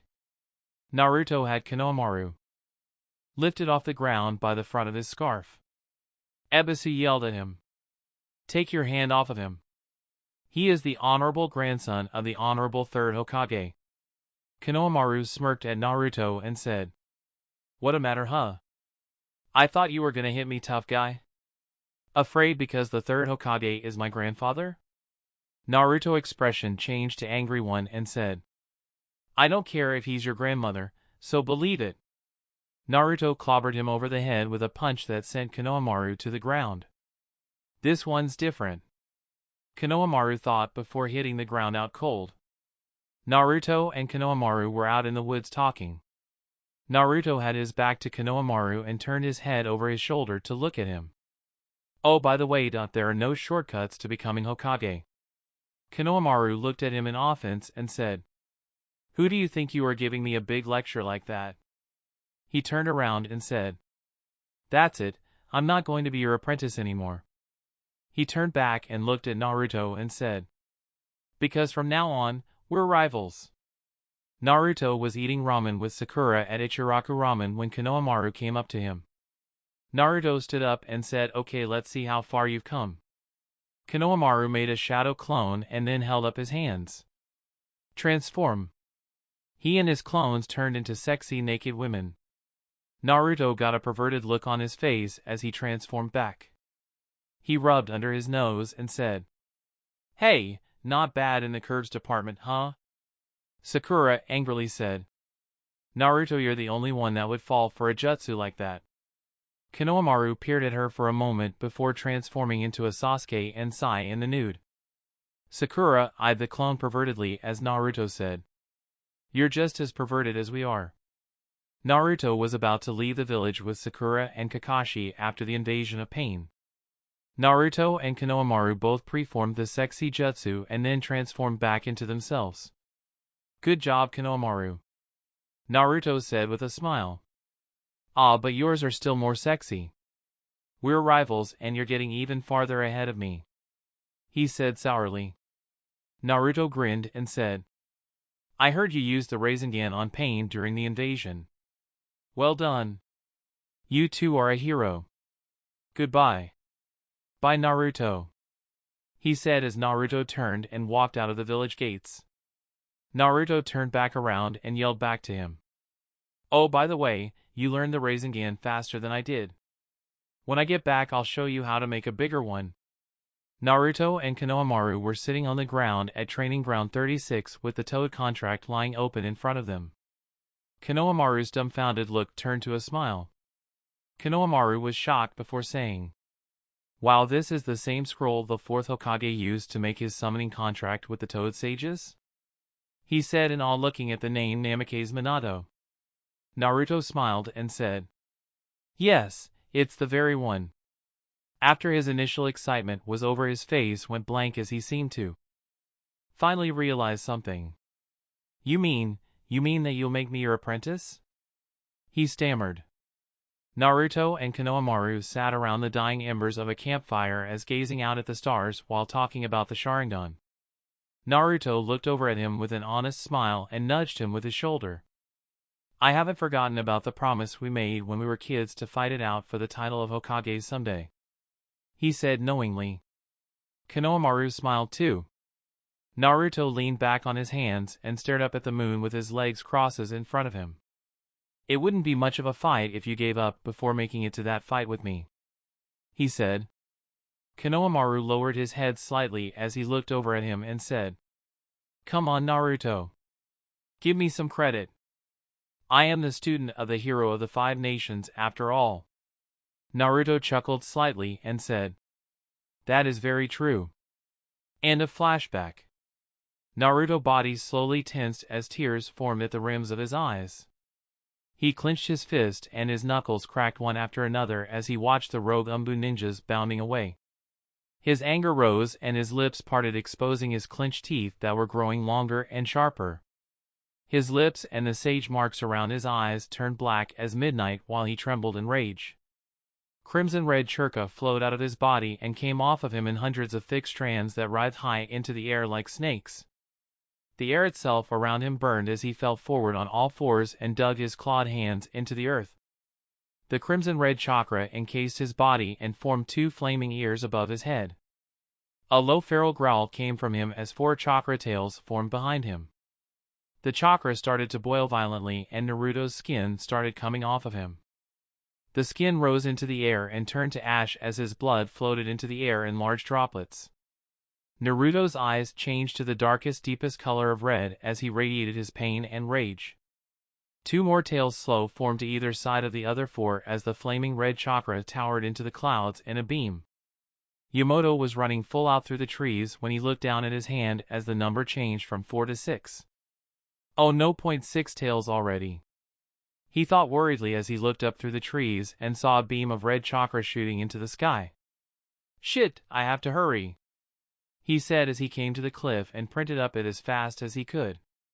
He rounded the edge of the rocky cliff a moment later and saw Hanabi and Sakura trying to heal Konohamaru's still body, oblivious to what was happened to Naruto. He rushed over to them. Yamato looked at Naruto in horror as the beam coming out of him started to widen and the wind started to pick up. "Oh no!" he said as he frantically went through hand signs.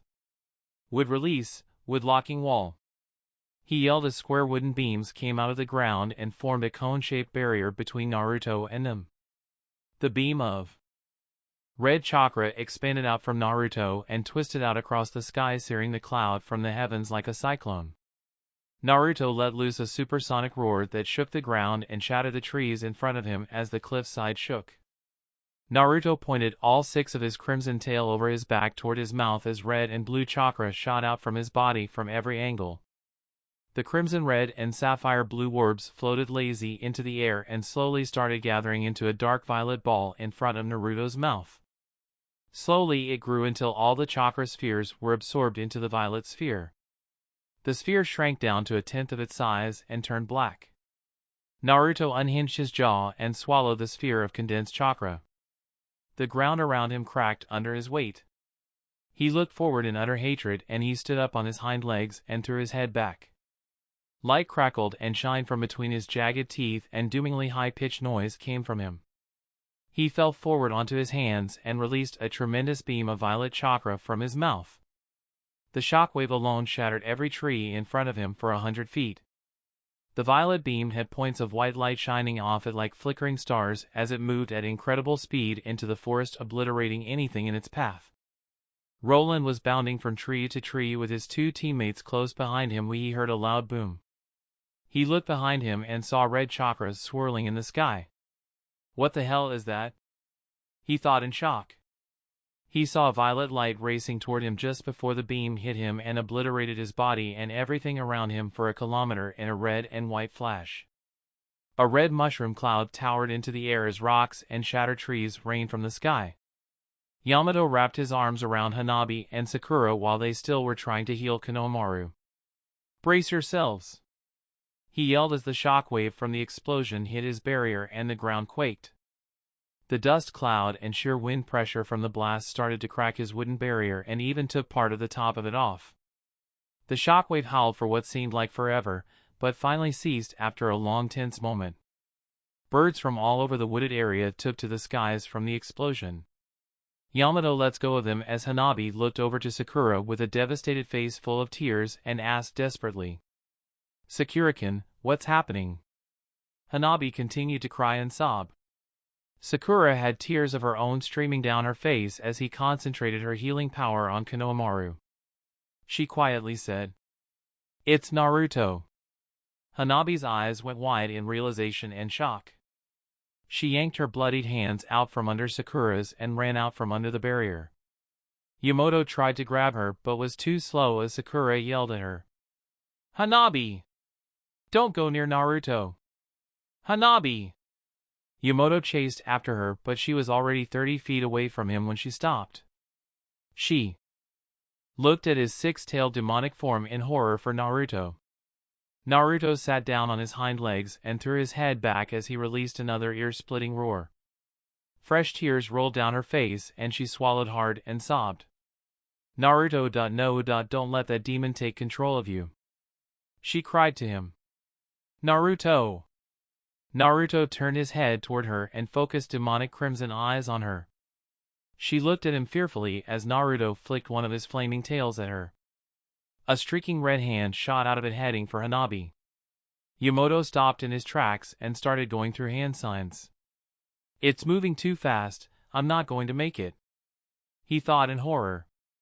Hanabi's look changed to one of shocked surprise as the hand nearly the size of her raced toward her. She raised her arms up in front of her face in defense seconds before impact. The hand was almost to her when another flaming chakra hand shot out of Naruto. The second hand moved much faster to the first and caught the first one just as it swiped at Hanabi. The first hand still managed to graze her right forearm. Hanabi fell to the ground clutching her arm as she curled up in a ball. The place where the red chakra hand touched her skin boiled up in a second-degree burn. The first chakra hand squirmed in the grip of the second. Yamato looked at the hands in relief. "Thank Kami!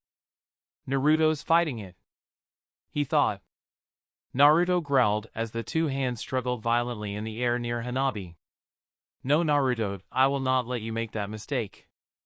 The nine-tailed fox's voice boomed out over the area as the second chakra hand crushed the first one. Yamato looked at Naruto in blank shock as the crimson chakra started submerging back into Naruto's body. It was the nine-tailed fox that was stopping. "Naruto?" Yamato thought in disbelief. Naruto's arms tensed up at his sides in pain as the red chakra went back into his body. Naruto yelped from pain and fell over on his hands and panted. Most of his first layer of skin had been burned off. One of his eyes was still crimson red while the other was brown. He struggled to his feet slowly. When he righted himself, Kyuubi's voice came again. "Take me to him." The voice echoed and reverberated across the landscape. Naruto's left arm hung limp while his clawed right arm clutched his ribs. Why do you want me to take you to him?" he strained to ask. "There is still time, take me to him," Kyuubi said. Naruto struggled to limp forward. Every breath of air burned in his lungs. Yamato watched him inch closer and closer to the wooded barrier where Konohamaru was. Hanabi got to her feet and trembled until she caught sight of Naruto straining with every step.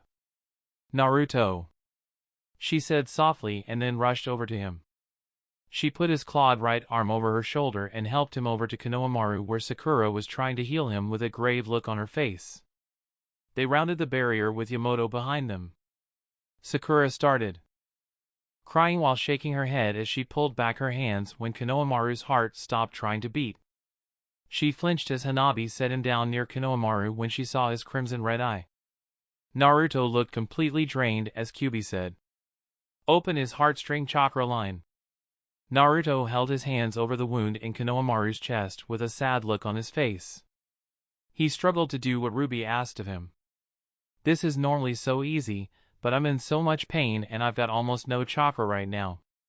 His chakra is so faint," he thought as he struggled to open his heartstring chakra line.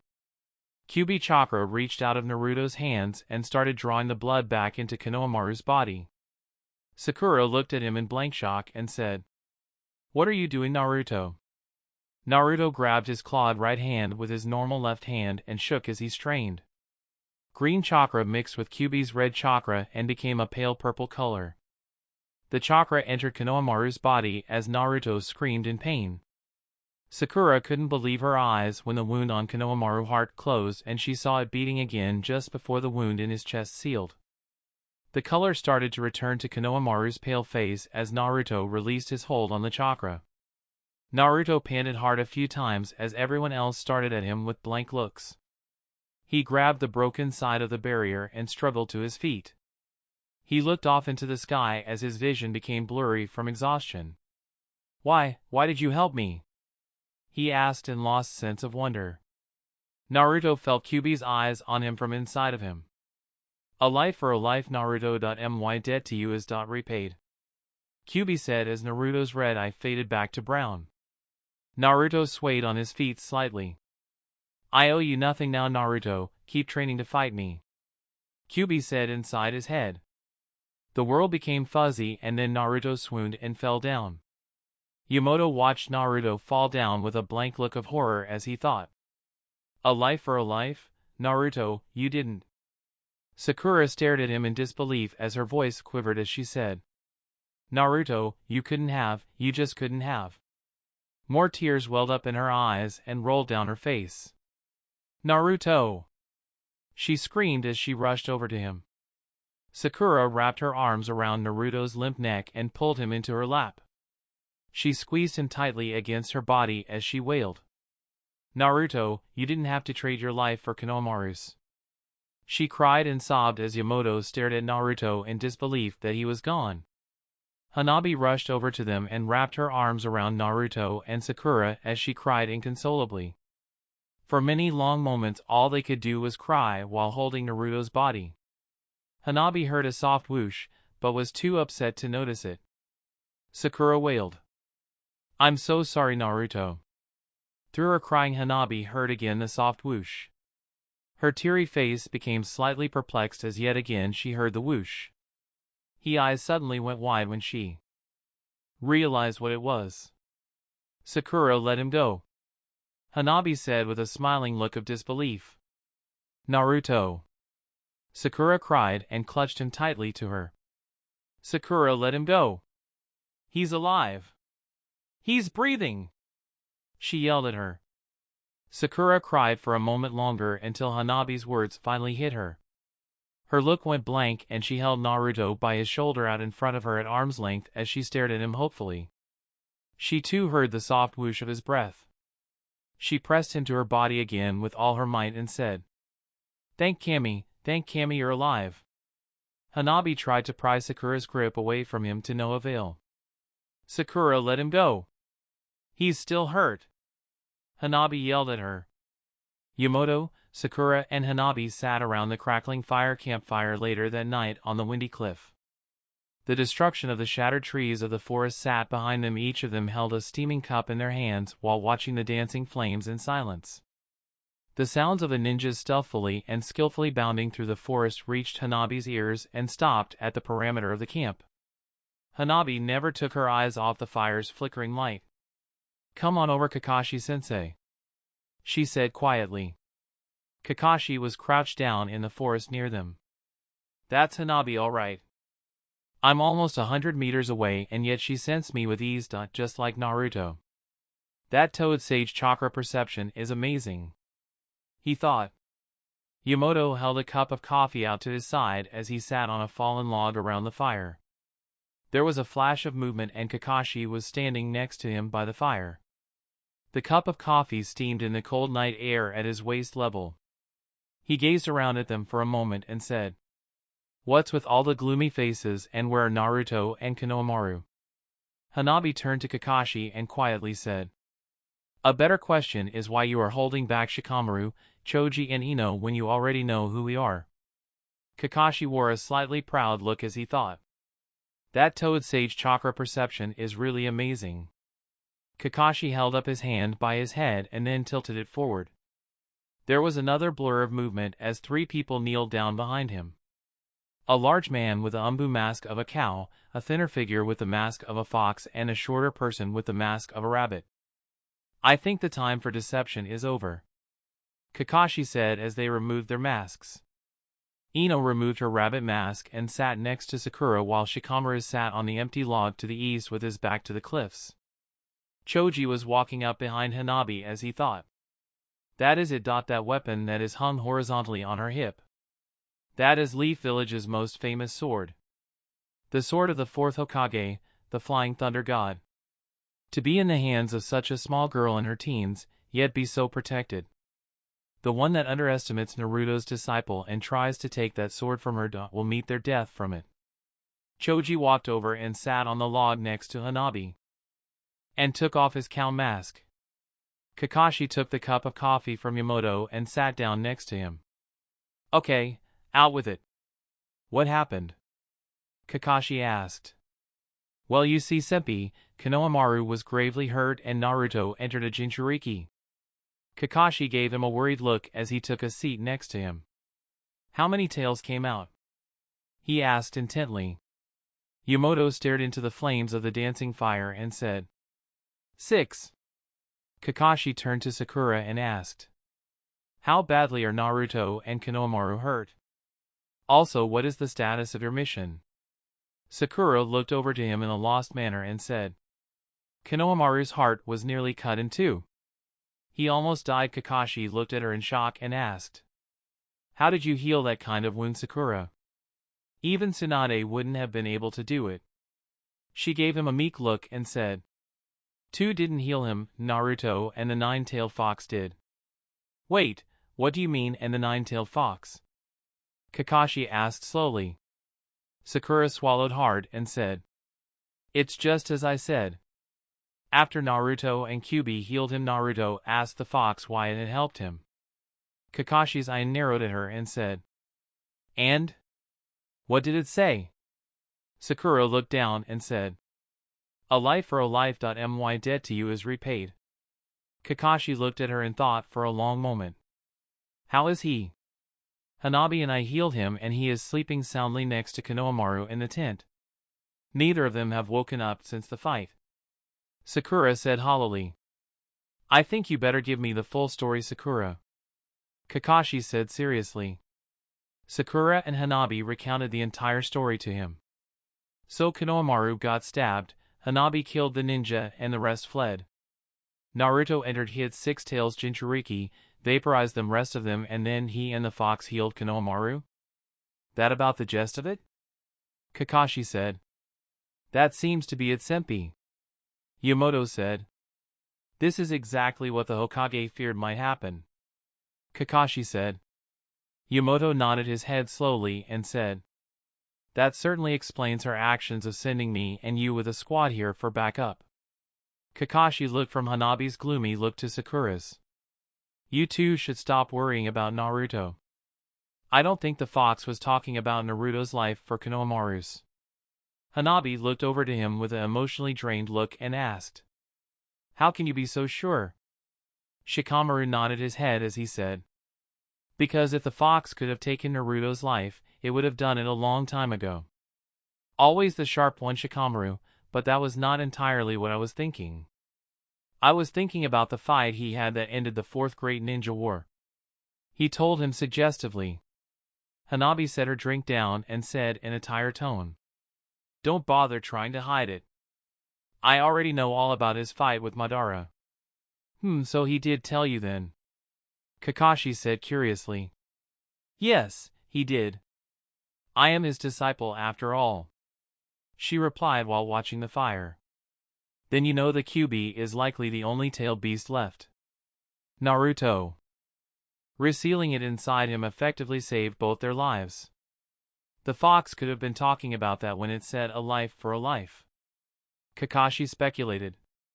Choji looked over at Kakashi. Why would a hateful demon honor a life debt? Sakura winced as Hanabi turned to Choji and said, it's not very smart to talk that way about Kyuubi right after it saved Konohamaru's life. That's true. When I slipped up and said something like that, Naruto bit my head off. He doesn't like it when others speak ill of the fox anymore. Sakura said. That's all the more reason why the fox might honor a debt of that kind. Kakashi said knowingly. Shikamaru asked. What about the scrolls? Were you able to recover any of them? Sakura shook her head. They were obliterated most likely. Shikamaru stood up and said. That doesn't change our part of the mission. Ino, Choji, we are off to the land of lightning to report to the Raikage. Ino gave him a tired look as Choji rubbed his stomach and said, can't we at least stay long enough to get something to eat? I smell some tasty pork. No, Choji. We need to report to him as soon as possible. Shikamaru said firmly. Choji stood up and looked down in disappointment. Sakura shook her head and said, actually, we have too much already. I've got some packed away you guys can take with you. Ino, Choji, and Shikamaru left shortly afterwards. Yamoto turned to Kakashi and said, what now, Senpai? Kakashi said, that's up to Sakura. She is the leader of the squad until Naruto wakes up.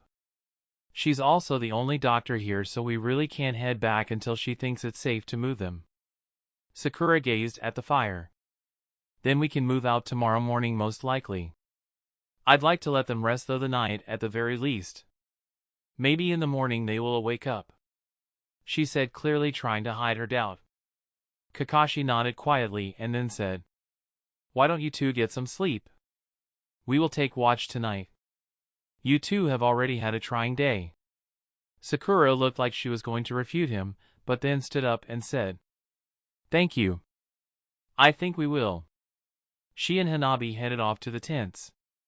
5 days later, Hanabi was sitting in a chair between Naruto and Konohamaru's hospital beds. Tsunade walked into the room and took their medical charts off the table. Any change in them? She asked while going over the papers. Hanabi looked at her sadly and shook her head. You know you don't need to sit up here. I'll send someone to you the moment one of them wakes up, she said. Hanabi shook her head and said, no, I want to be here when they wake up. How much longer do you think it will be, Hokage-sama? Tsunade sighed deeply and sat down at the foot of Naruto's hospital bed. I've told you already. Konohamaru is in a coma from shock. I don't know how long he will sleep. Naruto's wounds are healing faster every day. It's likely the Kyuubi used up its healing powers on Konohamaru, and that's why it's taking Naruto so long to recover, she said. Hanabi looked down sadly as she grabbed her elbows and said, It's just the weight is killing me. The longer they sleep, the more I fear that they will never wake up. Tsunade gave her an understanding look and said, That's why I told you that you should go home. Sitting up here worrying isn't going to help them or you. That is true, Hanabi, Kakashi said as he walked in, rubbing his shoulder. Came to check up on him? Tsunade asked. Kakashi gave her a tired look and said, Yes, seeing as how I stayed up all night finishing my paperwork. I figured I'd check up on them before I got something to eat and went to bed. I see they are still out like a light. Hanabi nodded to him. Kakashi scratched his chin in thought as he said, "You know this is normally just Naruto's breaking point for going without ramen. Say Hanabi, when was the last time you ate?" She shrugged her shoulders with her thoughts far away. "I don't remember. I've kind of lost my appetite when we got back," she said quietly and honestly. Kakashi sighed and shook his head. "Hanabi, I bet the last time you ate was at breakfast yesterday. We don't need you joining them in a hospital bed," he said, and then tossed her a blue clipped-together pouch. She gave him a confused look and asked, "What's this?" Kakashi gave her a knowing smile and said, "It's my wallet. I'd like you to go get ramen at Ichiraku on me and bring it back here. If Naruto and Konohamaru aren't awake by then, we will eat the ramen for lunch. If they do wake up, then we will not have a choice but to give it to them." Hanabi gave her a weak, hopeful smile and said, "I guess we can try that. Lord knows neither of them has ever passed up ramen before." Kakashi nodded at her as she took the wallet and left. As soon as she left the room, Kakashi's look became serious. He turned to Tsunade and asked, "How is the seal?" She looked at the floor, unable to meet his gaze, and said, "Only 2 prongs of the seal are left." "I feared as much."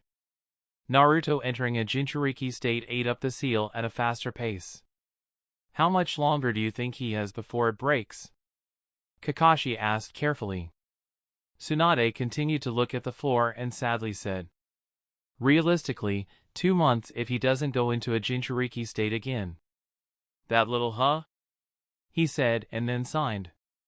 "Have you come up with anything else on how to deal with this when the time comes?" She shook her head at the floor and said, "No, but I have moved 3 S-class criminals that are to receive the death sentence to our local holding cells just in case." "You really plan to go through with that?" "I still say it's kind of a cruel thing to do to someone," he asked her. "You didn't honestly think I wouldn't give them a choice, I hope." "I've already talked to them. I'm not a monster. 2 of them still hold loyalties to the Leaf and have agreed to willing become Kyuubi's death host. I haven't told them yet, but if I am forced to take this course of action, I will pardon the other one that did not get selected and pay the family of the one that did a sum of money. The one that dies to kill Kyuubi will be listed a hero of the Leaf." Kakashi nodded his head and said, "That seems to always be a thing with heroes, they almost always die to become one." It was just after noon when Hanabi arrived at Ichiraku's ramen stand. The sounds of boiling water and the smells of chicken stock, eggs, and pork hung thick in the air. Hanabi took a seat on one of the 6 red stools in front of the bar and waited. Tucci came up with his notepad in hand a moment later and asked, "What will you have today, Lady Hanabi?" Hanabi gave him a meek smile and said, "4 bowls of miso ramen." "You seem worried, Hanabi?" Tucci said. "Did Naruto overdo it during training again?" She looked down sadly and said, "No, that's not it, he's in the hospital. We had a very hard mission and he has been asleep since we got back." He gave her a knowing smile and said, "Don't worry about it too much. Naruto always bounces back in the end. This isn't the first time he's been in the hospital." She gave him a slight smile as he turned around and started working on her order. Hanabi carried the 4 lidded bowls up to Naruto and Konohamaru's hospital room. The 2 Umbu guards flanking the door bowed slightly and opened the door for her. Kakashi and Tsunade were looking out the window as they talked. Western trade route would be ideal for them. Kakashi said to Tsunade and then turned to look opening door. "Hello, Hanabi. I take it you are back with lunch." Yes, I am," she said quietly and then asked, "Do you really think this has a chance of working?" Kakashi tilted his head at her and said, "This is Naruto we're talking about. Normal ways never seem to do it for him." Tsunade sighed and said, "That and he is immune to a great variety of medicines. I could give him a lethal dose of uppers and he would probably snore through it. He is certainly one of my harder patients to treat." Hanabi placed the ornate bowls with Ichiraku's symbol on them in between their beds. She sat down on Naruto's bed and picked up one of the bowls. She carefully removed the lid and a lazy lap of steam trailed into the air. Naruto's nostrils flared slightly. Reserved hopefulness shined in her eyes as she slowly lowered her head down to the steaming bowl. She blew the steam softly into Naruto's face. Naruto's stomach growled loudly as Kakashi gave Tsunade a knowing look. Hanabi curled her silky hair behind her ear and blew on the ramen again.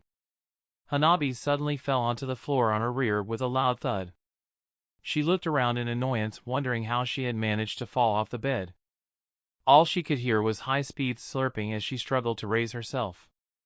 She used the edge of the bed to right herself and saw Naruto frantically shoving ramen into his mouth as fast as he could. He ate at his revolting and inhuman pace, unaware of his surroundings. He started to choke from eating too fast and pounded on his chest before swallowing hard. Hanabi reached for him with tears of happiness in her eyes as relief washed over her. "Naruto," she said. Kakashi grabbed her arms and stopped her. "Okay, you love Six Age. You don't need to try that if you want to keep your arms intact," he warned her sternly. Hanabi's face went slack and then her eyes went slightly wide as she took heed of his obvious advice. Tsunade rolled her eyes as she handed him the next bowl of ramen. The empty ornate bowl clattered to the floor as he took the next one from her and continued eating. Hanabi desperately looked at him and said, "Naruto, Naruto, are you okay?" Naruto peered over at her and in between slurps of ramen he said, "I had the most horrible nightmare. I was so hungry and I was eating ramen at Ichiraku's. But no matter how much I ate, I just got hungrier." Naruto tipped up the second bowl and drank the broth in loud gulps. He powered through the next bowl without talking before he said, "I ran out of money and kept having to borrow it from my friends. I kept eating and eating but never got full. Soon none of my friends would loan me any money for food anymore. I was wasting away crawling on the ground in the streets." Naruto said sadly, and then stars shined in his eyes as he smiled brightly. "I thought I was going to starve to death when a golden ray of light shot out of the sky in front of me and the most delish-smelling ramen floated down from the clouds. It was like Kami himself sent it to me." Kakashi gave him an odd reserved look and said, "That certainly sounds like something Naruto would dream about." Tsunade put her face in her hand and shook her head in disbelief. "Yes, it does, Kakashi." Konohamaru sat up and yawned. He smacked lips a few times and then sniffed the air in a half-asleep manner. With his blurry vision he looked over at them and said hopefully, "Did I hear someone say ramen?" His stomach growled loudly as he peered around and caught sight of Naruto opening the fourth bowl of ramen. His eyes drifted around the room and from empty bowls on the floor and no other ramen in the room his eyes shot wide open with realization. He instantly jumped to his feet and pointed an angry, quivering finger at Naruto. "Hey, where is my lunch?" he yelled at him in offense. Naruto's eyes narrowed at him and then he started inhaling the last bowl of ramen at near supersonic speed. Konohamaru scowled at him and yelled, "Oh no you don't." Sakura and Hinata were both walking down a hospital hall with Togo bowls of ramen in their hands talking. "You think he will really be awake?" Hinata asked her worriedly. Sakura shrugged slightly sad and said, "Who knows, they certainly can't sleep forever and this has never failed to wake Naruto up when he has been out in the hospital for a few days." Hinata eyed her reactions carefully and asked, "How did they get hurt?" Sakura looked down as they walked and said, "I want to tell you, Hinata, I really do, but I can't. Tsunade sealed the information on our mission, so I'm not allowed to speak about it." She nodded her head accepting her answer and then, after a long moment she asked, "How badly were they hurt? Can you at least tell me that?" Sakura winced and looked away.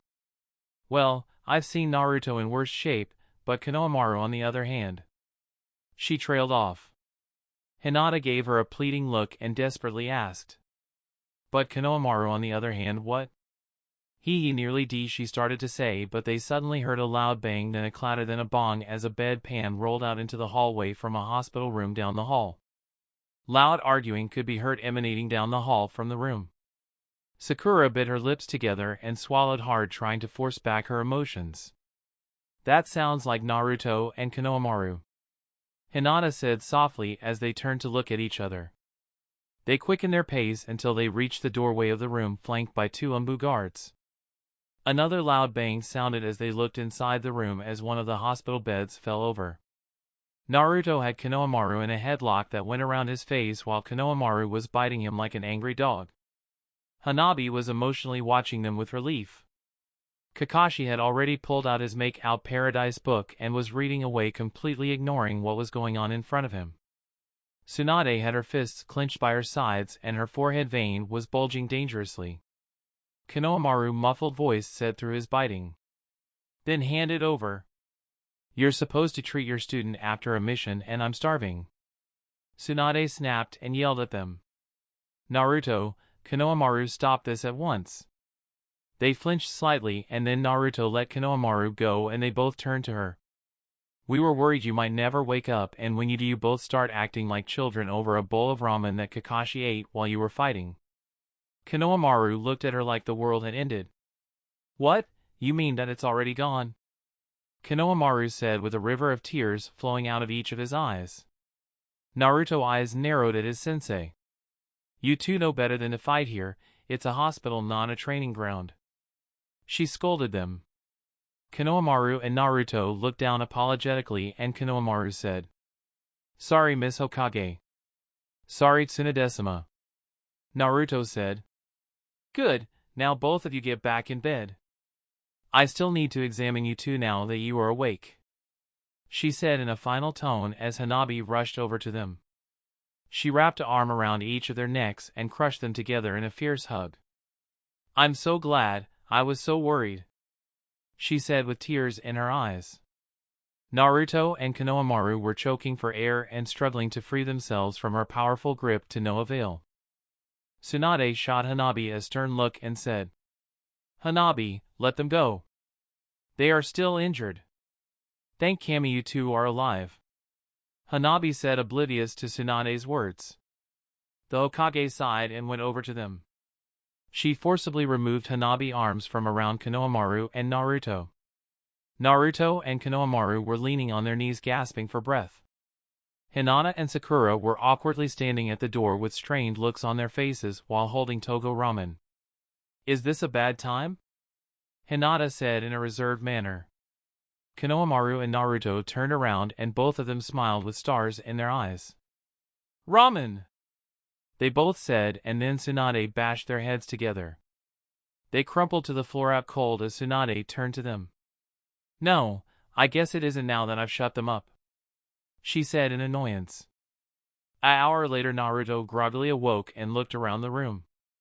Konohamaru was sitting up in bed looking sourly down at a dish of square red gelatin with his arms crossed. Hanabi and Sakura were sitting at a small table talking. He said sleepily, and then he looked frantically around the room. "Hey, what happened to the ramen?" Konohamaru looked over at him angrily and said, "Tsunade gave it to the staff and put us on a liquid diet.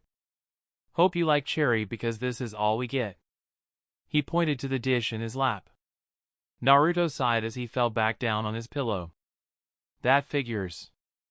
I bet she was really pissed if she did that." Hanabi smiled at Naruto as Sakura said, "She wasn't exactly happy when the both of you returned in a coma. Fighting at the hospital didn't help either." Naruto rolled his eyes and said, I know already." Sakura patted Hanabi on the shoulder and then stood up. "I need to go let her know you two are awake. I'll be back shortly." She turned and walked out of the room as Hanabi walked over to Naruto. Hanabi grabbed Naruto's hand. Naruto saw her forearm was bandaged and remembered what he had done in a berserking rage. Flashback. Hanabi's eyes went wide in realization and shock. She yanked her bloodied hands out from under Sakura's and ran out from under the barrier. Yamoto tried to grab her but was too slow as Sakura yelled at her. "Hanabi! Don't go near Naruto. Hanabi! Yamato chased after her, but she was already 30 feet away from him when she stopped. She looked at his six-tailed demonic form in horror for Naruto. Naruto sat down on his hind legs and threw his head back as he released another ear-splitting roar. Fresh tears rolled down her face and he swallowed hard and sobbed. Naruto, no, don't let that demon take control of you. She cried to him. Naruto! Naruto turned his head toward her and focused demonic crimson eyes on her. She looked at him fearfully as Naruto flicked one of his flaming tails at her. A streaking red hand shot out of it heading for Hanabi. Yamato stopped in his tracks and started going through hand signs. It's moving too fast, I'm not going to make it, he thought in horror. Hanabi's look changed to one of shocked surprise as the hand nearly the size of her raced toward her. She raised her arms up in front of her face in defense. The hand was almost to her when another flaming chakra hand shot out of Naruto. The second hand moved much faster to the first and caught the first one just as it swiped at Hanabi. The first hand still managed to graze her right forearm. Hanabi fell to the ground clutching her arm as she curled up in a ball. The place where the red chakra hand touched her skin boiled up in a second-degree burn. End of flashback. Naruto looked away sadly, unable to meet her gaze. Hanabi suddenly realized his pain and quickly drew back her right arm. She placed her right hand on his and said, "Mastered, it's just a scratch. It is nothing for you to worry about. Really, I'm fine." She tried to comfort him. Naruto sat up and turned his back to her as they stared at the wall. I can't believe it happened again. First to Sakura, then to Hanabi. Why do I always end up hurting those I care for the most? He thought sadly. Hanabi sighed and stepped away from the bed. Naruto, it's not a big deal, but if you start pulling away I will make you sorry. She warned him as the door to the room creaked open. Sakura and Tsunade entered. He just woke up, Lady Tsunade, Sakura said as they headed over to Naruto. Tsunade still looked slightly mad at him but was keeping it in check. She forced him to turn around and did a physical examination on him. You seem to be mostly recovered, but I'm not clearing you to leave yet, she said as he put his shirt back on. How's Konohamaru? He asked her while looking at the floor. She said with a hint of annoyance. I'm not sure. He is recovering well, but I want him to stay here for at least a week. There aren't even records of someone surviving a wound like he sustained. We're being careful just in case. Naruto nodded silently while sitting on the bed as she reached out and started healing the bruise on his head from being bashed into Konohamaru. Her annoyed look softened as she healed him. She drew her hand back and said, I want you to stand up slowly, Naruto. Naruto rose to his feet but still didn't look up. Are you dizzy? Tsunade asked him. He silently shook his head. Good. Now follow me. We need to talk in private, she said while sending Konohamaru and Hanabi an warning look. She looked at Sakura and said, Do an examination on Konohamaru. I want a full report when I get back. If either Hanabi or Konohamaru tries to leave, you have my permission to send them to the first floor the hard way. Konohamaru suddenly got a mental image of Sakura hitting him through the floor with a thunderous punch and gulped loudly in fear. Tsunade grabbed Naruto's arm and led him out of the room. The Umbu closed the door behind them. A few moments later they arrived at a door on the top floor of the hospital.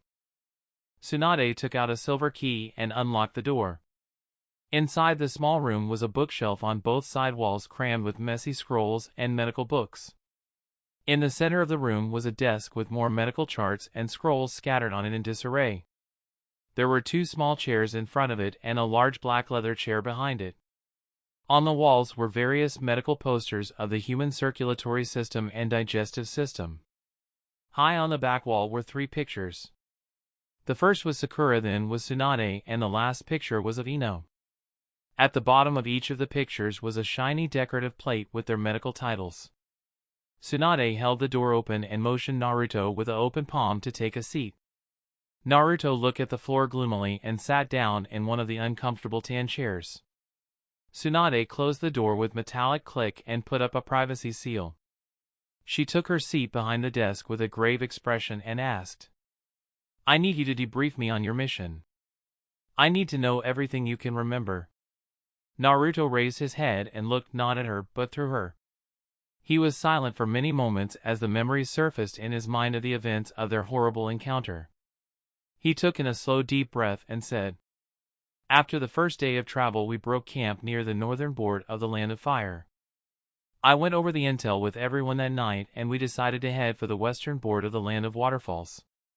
We waited for a few days and I was starting to wonder if I had made the wrong choice when one of the rogue umbus shot out of the nearby forest. Two didn't even have time to react. By the time I turned to where I heard the noise, all I saw was a headless corpse falling to the ground and a sword sticking through Konohamaru's chest." Naruto's anger rose as he slammed his fist on the desk and said, How could they have gotten through our guard undetected? How could I not have sensed them?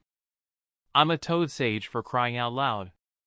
The frustration of his failure showed on his face.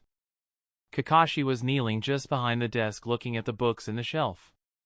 He selected one and then stood up and turned to Naruto as he thumbed through its pages. "It's a technique developed in the Third Great Ninja War," he said. Tsunade scowled at him and said, "Hatake, what are you doing in my medical office?" Kakashi looked around innocently and then smiled as he pointed to the book in his upheld hand. "I was looking for your naughty books," he said brightly. Naruto was unfazed while Tsunade's forehead vein bulged slightly. "I'm not a pervert like you. I don't have any naughty books," she said angrily at him. Kakashi raised his eyebrow curiously at her and turned the book he was reading around. "Oh really?" Tsunade rolled her eyes in annoyance and read the part of the book he was showing to her. She shot him a flat and tired look as she said, "That isn't a dirty book. It's an infant parenting book on breastfeeding." Kakashi nodded his head as he turned the book back around and looked at it. "Still, look at the knockers on that lady," he said and then whistled. He then looked over at Naruto to gauge his reaction seriously. Naruto was looking ahead of him at the wall with clenched fists. "Cut the antics and tell me how they fooled my chakra sensory perception," he said coldly. "I thought nothing could fool them. That's what the elders said." Kakashi eyed him carefully and said, "Think, Naruto. These guys were not amateurs. Any one of them had more combat experience than you and your entire team combined. You know how the Toad Sage perception skill works, right? Then how would you fool it?" Naruto's anger faded as he turned his eyes to Kakashi and sadly said, "I don't know. That's why I'm asking you." Kakashi sighed and said, "You know more about it than me, Naruto, but you basically track someone else by their chakra, right?" "Yes, there is chakra in every living thing." "So what, were they dead or something?" he asked. Kakashi shook his head and said, "No, Naruto. They were not dead. A Toad Sage isn't the only type of ninja that can track someone by their chakra. Albeit, not to the extremes of the Toad Sage where you can even tell your prey's chakra levels and even their thoughts to a degree. Truth be told, most trackers track their foes by their chakra. So what would you do to make it harder on a tracker?" Naruto rubbed his chin in thought and said, "Well, of course, I'd lower my chakra levels, but that's pointless to most good trackers." "Well, unless you were practically at chakra exhaustion." Kakashi smiled at him and said, "Very good, Naruto." Naruto looked at him in blank surprise and said, "Wait, you mean they burned off almost all their chakra? But how and why?" "That is simple. I've already read Sakura's report on your mission. They could have made it to the Land of Earth in 4 days, yet it took them almost a week. They had effectively thrown off any pursuer from their own county, yet they still moved slowly, carefully.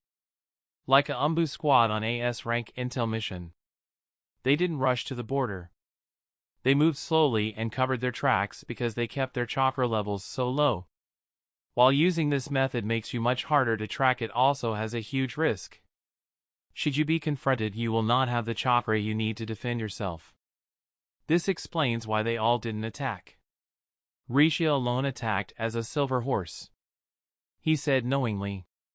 Naruto gave him a confused look and asked. A silver horse? Kakashi sighed and said. I guess sacrificial pawn is a better term. Naruto said. Wait a minute. If these guys were so great with their teamwork, why would they send one of their team members to death? It doesn't make sense. Kakashi shook his head in disappointment at him. You fail to realize the big picture. They didn't have the chakra to face you and they couldn't risk you following. So one of them took the risk for the rest of the squad. Rishi dealt Konohamaru a fatal blow to give her teammates a chance to escape. What would you have done in their shoes if you were near chakra exhaustion and you sensed a ninja watching for you with chakra levels higher than your Kage? To say nothing of the fact that you, Hanabi and Konohamaru wear uniforms with your Sage Clan symbols on them. The only real question is why they attacked Konohamaru and not Sakura. He said and thought. He gave him a confused look and said. What do you mean? Kakashi eyed him carefully and said. I've been on missions not unlike theirs many times. They almost certainly knew exactly who you were. There are statues of you erected in almost all the larger villages since you stopped the Fourth Great Ninja War. She certainly wouldn't have attacked you to stall for time. Hanabi was dressed in nearly the same uniform. It would have been logical to assume she was the second strongest as she is clearly your student. Konohamaru shows the Monkey Clan symbol boldly on his uniform and that marks him as a sage as well. If I was in her place I would have attacked Sakura, yet she didn't. Why do you think that is? Naruto looked down I thought for a long moment and then looked back up to Kakashi. Because they knew she was Tsunade's disciple? Kakashi smiled at him and said. Correct Naruto. They knew who Sakura was. She perceived Konohamaru, even though he was a sage, as the weakest link and attacked him. Also he let his guard down creating an opening for attack. Tsunade turned around an open file on her desk and said. This might also explain why she attacked Konohamaru. We did an autopsy on her body and found out she was terminally ill. She likely only had a few weeks until it killed her. Kakashi walked over and picked up a picture of Rishia's decapitated body and admired it for a moment. Such a precise cut, albeit a little flash and extreme, but I was right about her. She would make an excellent umbu for assassinations. He said aloud and through. Naruto shook his head and said. Don't even think about it Kakashi-sensei. She's a heiress, her clan wouldn't allow that, neither would I. Kakashi sighed and said. I know, it was just wishful thinking. Tsunade folded her hands together on the desk and slow asked. Naruto, do you remember anything else? Naruto looked up with an empty expression on his face and then looked back down. He shrugged and said. I remember everything looking red and the next thing I remember is trying to heal Konohamaru. He grabbed his head while struggling to remember what happened next. The last thing I can remember is everything getting blurry and Sakura screaming my name. Tsunade and Kakashi looked back and forth at each other. Tsunade turned back to look at Naruto for a long moment in indecision. Tsunade quietly said. Do the words a life for a life, my debt to you is repaid mean anything to you? Naruto's eyes went wide with realization and he said. I remember that. Kyuubi said that after helping me heal Konohamaru, I tried to hurt Hanabi and the fox stopped me. Naruto stared down at the floor sadly and thought. After a long moment Kakashi said. I know you are going to tear yourself up about that, but you aren't totally to blame. Hanabi was warned multiple times about your fox cloak state and she was told to stay away. She lost her cool and ran for you when she was told not to. She is even more at fault than you. Naruto continued to look down with a lost look on his face. Tsunade gave him an understanding look and said. I'm confining you to the village for now. I will not be sending Squad 7 out on any missions for the time being. Naruto distantly said. Yes. I want you to rest here at the hospital for a while longer. You can go back to your room. She said. Naruto stood up slowly and left the room with his mind deep in his sad thoughts. When the door closed Tsunade asked Kakashi. Well, what did you think? He is as hard to read as ever. He didn't get annoyed at my joke and he didn't get mad when I probed at him. He only got mad at himself. He is definitely not his normal self, that is for sure. Tsunade nodded her head in thought and said, Yes, the seal weakening is affecting him. We need to talk to Hanabi about this. Kakashi said, Yes, we do. She doesn't understand what Naruto is going through. Naruto is going to want to pull back and think out his problems alone like any man would do. Hanabi, being a girl, would confide in someone she trusts and talk out her problems. So she will try to get Naruto to talk to her and not give him the time he needs to sort everything out.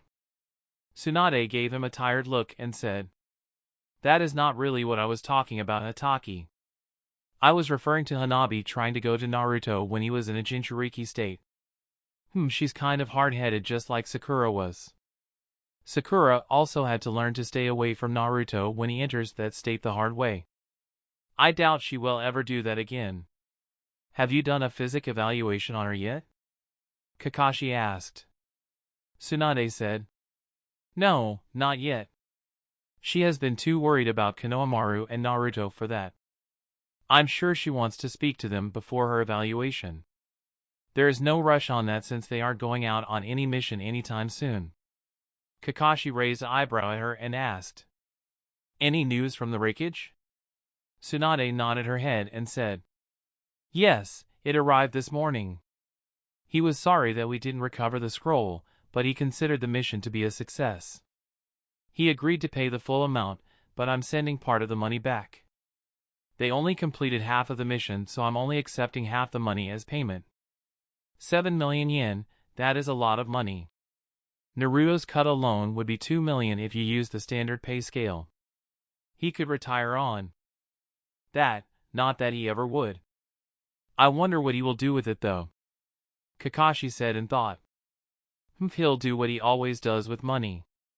He'll hoard it and use it sparingly. Tsunade said knowingly. More importantly is what Konohamaru will do with his share. Hanabi will probably just hand her share over to her clan. Sakura is pretty good with money already, but Konohamaru hasn't always been wise with his money. Kakashi said. He is young, we can't protect him from mistakes young people make.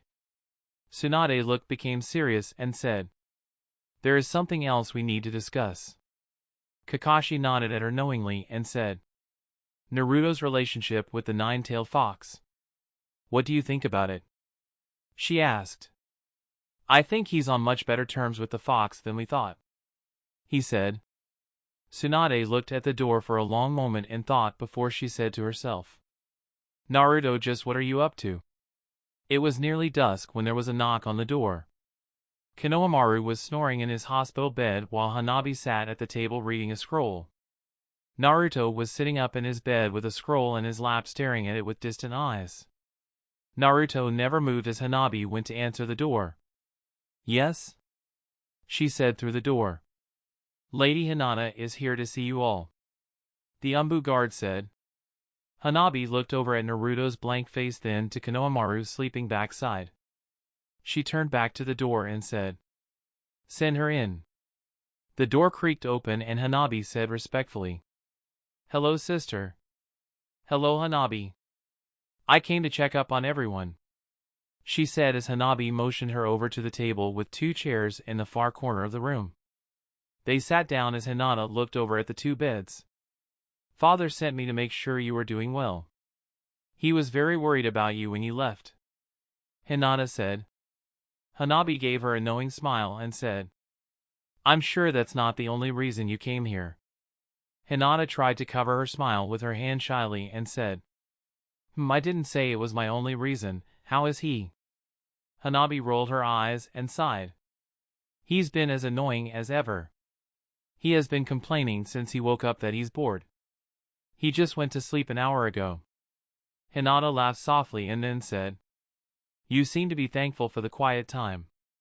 Hanabi's smile faded as she looked down at the table. Well, not completely, she said suggestively. Hinata continued to smile at her and said, Let me guess, Naruto made a mistake and he's clamming up, refusing to talk? Hanabi gave her sister a slightly surprised look and said, "How did you know that?"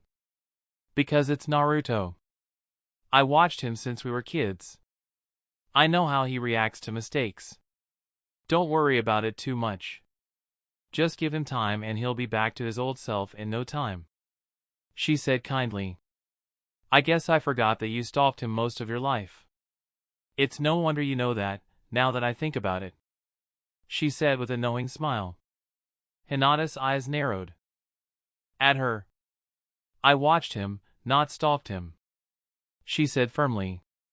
Hanabi put her hands up in front of her in playful defense and said, Okay, have it your way." Hinata eyed Hanabi's face carefully for a moment. "You look a bit worn out, sister. Have you been eating right?" Hanabi sighed and said, "You sound like the Hokage and Kakashi-sensei." "I just haven't been sleeping much because I've been worried about them." She gestured toward the beds. Hinata nodded her head in agreement and said, "I know how you feel. I can't count the number of times I sat by his hospital bed while he was recovering from overdoing it in training." "Hey Hinata," she said, and Hinata looked at her. "Thanks, I needed that." Hinata smiled and said, "I know, so you want to go get something to eat? The hospital food isn't very good here." Hanabi looked around in indecision. Hinata leaned over and got right up to her ear. She whispered, "I told you he needs time alone." Hanabi gave her a weak smile and said, "I guess you're right." She stood up and walked over to Naruto. He was still staring blankly at the scroll in his lap, oblivious to everything around him. She put her hand on his shoulder and said, "Master, I'm going out with Hinata to get dinner. I'll be back in an hour or so." Naruto hollowly said, "Okay." Hanabi gave him a pained look and then turned around. "I told you not to worry, sister," Hinata said. She walked over to the door with her and said, "I can't help it sometimes." She opened the door and Hanabi followed. She let the guard know she would be going out for a while and then walked down the hall with her sister. As they walked, Hinata asked Hanabi, "You know, I've been wondering about something." Hanabi said, "And what might that be?" "Isn't it kind of weird calling your boyfriend master all the time?" Hinata asked. Hanabi shot her a flat look of annoyance and said, "Pervert." Hinata looked changed to a genuine look so of surprise and said, "I was being serious." Hanabi sighed and said, "Konohamaru asked me that same question, you know. The answer is no. He is my master. You have seen the kinds of things he can do. It would be wrong of me to not refer to him as master." Hinata chuckled softly and said, "It would be weird to me. I guess you have grown up quite a bit during your time with him. I could have never handled sage training for 14 hours a day every day. Yet you did. I think you were fated to become the heiress over me." Hanabi smiled and said, "You make your own fate, sister." Night had fallen on a cloudy sky as Naruto moved silently through the streets. He walked up to a modest white house with red trim with a distant look on his face. Just as he reached the door, Sasuke opened the door in his white robes and a bandage over his sightless eye sockets. "Hello, Naruto. Please come in, Sakura has already told me all about your mission." Naruto never looked at him and walked by as he closed the door and took a seat. Sasuke turned around and went into the kitchen. He came back with steaming tea and placed a cup in front of Naruto and himself before he sat down. "You seem troubled, Naruto. What is on your mind?" he asked as he adjusted the bandages over his eyes. Naruto looked around the table in a lost manner as he said, "It's just, everything is going wrong lately. Konohamaru nearly died, Ruby had to keep me from hurting Hanabi, and my training is stalled. My time is growing very short and I'm starting to lose faith in myself." Sasuke took in a deep breath as he leaned back. He let it out slowly. "You are worrying too much, Naruto. Your time is indeed growing short, so you can't let this bother you for long. Your reaction to Konohamaru nearly dying couldn't be helped. Anyone in your shoes would have done the same. As Kakashi already told you, we are human and we will make mistakes. You will just have to deal with them and learn from them. Konohamaru is fine and so is Hanabi, you have nothing to worry about there. Your main problem is your training. I take it there has been no progress? He asked. Naruto looked at the table and said, No, there hasn't been any change if I don't think of something else quickly. Sasuke gave him an understanding expression and said, I think it's a little late to make a new plan, Naruto. We will have to make the original plan work. Naruto suddenly looked up at him very curiously and said, Wait, we? What do you mean? Sasuke smiled at him and said, That's right, we. I'm going to go back to being a ninja to train you in the lightning element. Naruto looked at him in blank shock and said, You really mean that? Yes, Naruto, I'm through leaving this up to you alone when I can help. I'm sorry, my friend, I could have helped you long ago, but my self-loathing wouldn't allow me. For all that you have done for me, it was foolish of me to sit idle this long when you needed my help. I was weak, forgive me for that, my friend. If I can't teach you the lightning element in time, I will follow you into battle and complete that part of the jutsu for you, he said with conviction. Wait, did you know you could really die performing this jutsu, Sasuke? Naruto said, still trying to come to grips with what was happening. Sasuke leaned forward and rested his elbows on the table as he interlocked his fingers. We all die, Naruto. I'd like to think my death would be more meaningful than wasting away in an old house as a blind man with no purpose. You have been resting for 5 days, correct? He asked. Yeah, I have. He said as he looked around slightly confused. Good, and do you have the second Hokage's sword on you? Sasuke asked. Of course, Tintin would kill me if I let it out of my sight, he said in a reserved manner as he unhooked the sword from behind him and held it out in front of him. The candlelight in the room gleamed off of its golden hilt and ash-lacquered sheath. Sasuke reached out and closed his hand around the sheath. Naruto held onto the sword for a moment as he stared at Sasuke. He released his grip slowly and then Sasuke stood up with the sword in his hand. It's time we go to that training ground in another time-space together, but before that we need to stop off and get some food pills. I will need them because I don't have your monstrous stamina, he said. Naruto smiled and shook his head. I can't believe you're really coming back. Don't worry about the food pills, I'll send a clone to get them, he said happily. Sasuke opened the door and then turned back to him. I don't need you poisoning me with expired food pills, Sakura didn't leave that part of your mission out, he said sternly. Naruto scratched the back of his head innocently. Come on, it was an honest mistake. I'll buy the food pills myself, he said in a final tone as he started down the street. They walked for a while before Naruto said, Hey Sasuke. Yes, Naruto? He replied. You have been planning this for a while, haven't you? Naruto asked casually. Sasuke sighed and said, Yes, I have. That is why I helped you reforge the Thunder God Sword. It took me this long to make my decision. It is strange, really. It took me so long to finally reach this decision, yet looking back now that I have made it and everything seems so clear about it. Sasuke reached for the door of a small medicine shop as Naruto said, Hey Sasuke, thanks, it's good to have you back. Sasuke smiled at him and said, You can thank me by hitting me with a bolt of lightning. Naruto just smiled and shook his head as Sasuke opened the door and went inside. Not too far away, an Umbu in a cat mask watched them enter the medicine shop from the roof of a nearby building. Well, Naruto, you never fail to surprise me. After all these years, Sasuke is going to return to being a ninja to teach you the lightning element. I never would have seen this coming. So much for the Hokage's advice about no heavy training for a while, Kakashi thought and then disappeared into smoke. Hinata and Hanabi were walking back to Naruto and Konohamaru's hospital room. Hanabi was holding her stomach as she swayed slightly while walking. I think I ate too much, she said with a sickly look on her face. Hinata gave her a slightly strained look and said, "Well, after 4 plates of food I guess so. One thing is for certain, I'm not buying you dinner again anytime soon. You'll eat me into bankruptcy." "Sorry, I didn't realize how hungry I was," she said apologetically as she looked down. They walked up a set of stairs to the 3rd-floor patient's ward and waved to the nurse at her duty station. She waved them through and they walked down the hall. "I hope Konohamaru is awake," Hinata said with a smile.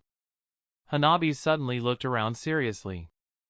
Hinata gave her a curious look and asked, "Is something wrong, sister?" Hanabi's eyes narrowed as she quickened her pace. "Yes, something is wrong. Naruto isn't here. Or anywhere near for that matter," she said with a hint of venom in her voice. Hinata looked at her with a reserved disbelieving look and curiously asked, "How do you know that?" Hanabi shot her an annoyed glance and said, "Because I'm a toad sage." A moment later they arrived at the door flanked by 2 umbu. They bowed their heads slightly as Hanabi quickly asked, "Where did Naruto go?" "Lady Hanabi, Sage Naruto was cleared to leave shortly after you left. The Hokage told him that he was not to do any heavy training and then he left," the guard replied. Hinata asked, "Is Konohamaru awake yet?" "I believe he is. Lady Tsunade only left the room 20 minutes ago," the guard said and then opened the door for them. They both entered the room. Konohamaru was lying in his bed watching the ceiling, having almost as much fun as watching paint dry. Hinata smiled at him while Hanabi had an annoyed look on her face.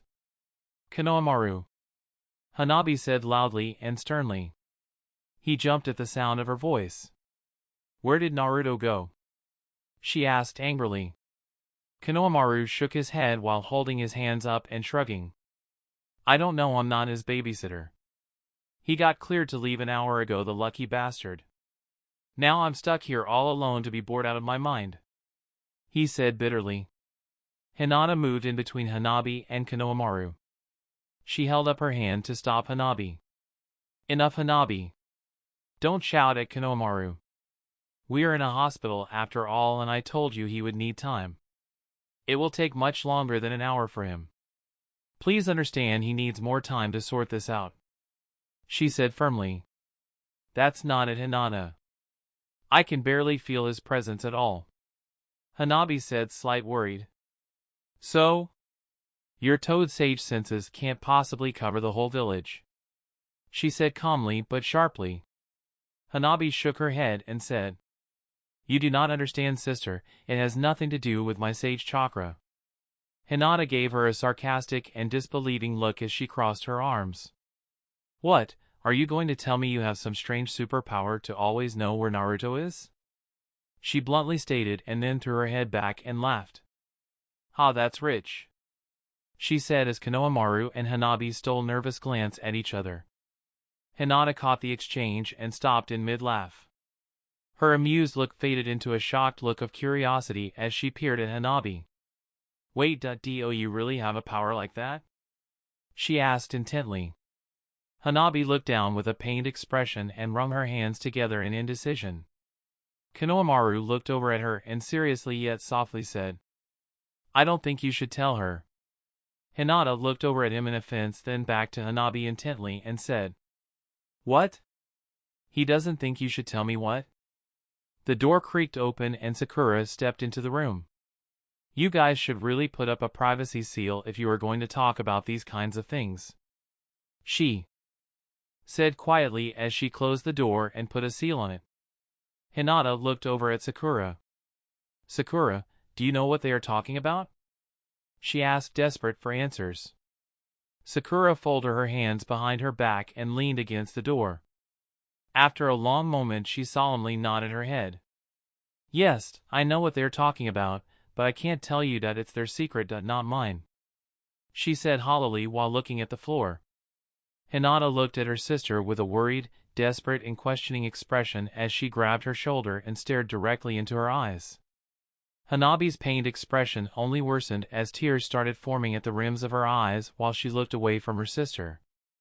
Hanabi, I know it's hard for you and I know it's your choice, but if you can't confide in your big sister then who can you trust? Sakura said softly and empathetically. Hinata's expression softened as she said, Hanabi, are you okay? Hanabi wiped a tear from her eyes that threatened to roll down her face. She took a deep breath and said with trembling hands, Okay, fine, I'll tell you. You have to promise me that you will never tell anyone about this, she said with an emotional voice. Hinata gave her a worried look and honestly said, Of course I'll never tell anyone if that is what you want. She took in another deep breath and let it out slowly. Naruto and I are chakra, she started to say and then bit her lips together and swallowed hard. Hinata waited quietly for her sister to collect herself. Hanabi wiped the tears out of her eyes with both hands and then picked her head up and admitted, Our chakra networks are linked. Hinata gave her a queer look as she drew her head back and her eyes darted back and forth in confusion. And why were you afraid to tell me this? Wait, is that even possible? She turned to Sakura and asked, Is she joking? Is that possible? Sakura said softly, If you would have asked me that a few years ago I would have told you no, but what she is saying is true. Hinata turned her confused look back to her sister and said in a reserved manner, Well, if that's true, isn't that a good thing? I mean, you could borrow Naruto's huge reserves of chakra any time you needed it. Tears broke the rims of her eyes and slid down her face as she said, I didn't want to tell you because my condition has another name, chakra addiction. Hanabi wrapped her arms around her sister and buried her face in her shoulder to hide the fact that she was crying. Hinata blinked a few times blankly as she slow patted her sister on the back. She turned her head to Sakura and slowly asked, Sakura, could you explain what's going on? I'm lost here. Sakura pushed herself away from the door and then sighed. She raised her eyes and looked at her. Chakra addiction, all recorded cases besides theirs came from ninja that stole chakra from the same person many times over the course of years. The person stealing the chakra would exhibit signs of addiction over time, always being close to the person they were stealing chakra from, and in the most extreme cases they could even recall memories of the person they were stealing from. It also can create a false sense of love, Sakura said seriously and sadly. Okay. Now I'm even more confused. So Hanabi stole chakra from Naruto? Is that how she became so powerful? Hinata asked as her sister quietly cried on her shoulder. Sakura pressed her lips together and shook her head. She didn't steal chakra from Naruto, he gave it to her without knowing all the risks. Gave it to her? How? She replied. He gave it to me using a forbidden jutsu called the raw chakra transfer, Hanabi said into her shoulder emotionally. Hinata looked over at the side of her head and then looked back at Sakura.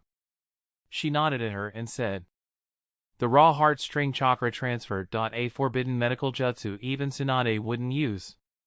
Wait. A medical jutsu even the Hokage couldn't use? Hinata asked in surprise. Sakura shook her head sadly and said, Not couldn't use, wouldn't use, the risk is too great. What risk? You mean chakra addiction? She asked frantically. Konohamaru said, No, that forbidden jutsu was first created by my clan, not the Zendaki clan. It was used to link the chakra networks of two people. They used it as a life-saving technique to stall for time so the wounded person could be healed, but at a huge risk. If the person you are linked with dies, so do you. Hinata's eyes went wide in shock and said, Dies? Did you teach him this jutsu, Konohamaru? Konohamaru shook his head solemnly as he stared at the blanket covering him and said, No, I don't know that secret jutsu of my clan. My grandfather didn't teach me any of our clan's secret healing jutsu. He passed that knowledge to Tsunade. She was the only one that was even aware of the technique existence, let alone capable of using it. Then the Hokage taught it to him? She nearly yelled. Sakura shook her head again and said, No, he learned it because of me. He learned it by mistake. Hinata turned back to her as Sakura sighed and admitted, I was fatally wounded on one of our missions. I was caught off guard and stabbed in the chest. The blade pierced my left lung and nicked my heart. I was bleeding to death internally and I didn't have the time to save myself. Naruto killed the ninja that stabbed me and frantically tried to help. He placed his hands over my bleeding heart and forced his and Kyuubi's chakra into me. Kyuubi's chakra healed my insides and seared my skin away. Naruto said I convulsed violently afterwards and he tried to mimic my healing technique in desperation. I'd never felt pain like that before.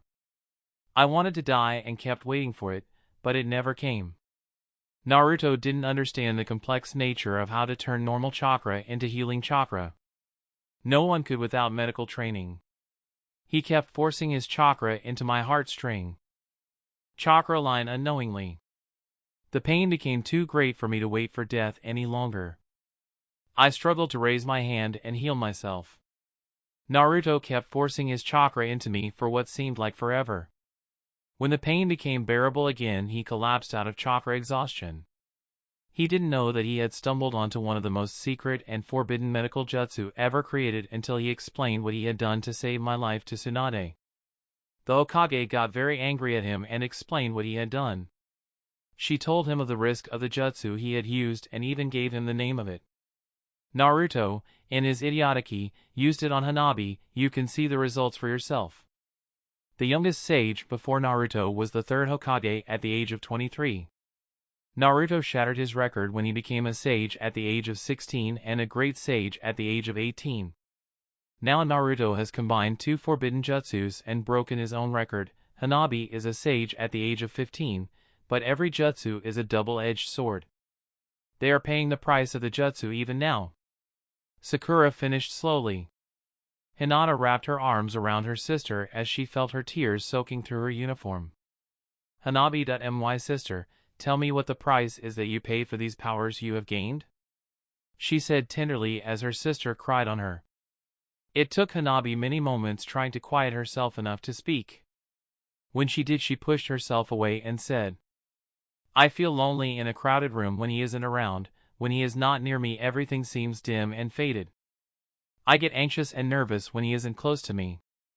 When he leaves my side, everything feels cold and empty to me. Hinata gave her an understanding look and said, It just sounds like you're in love to me, my sister.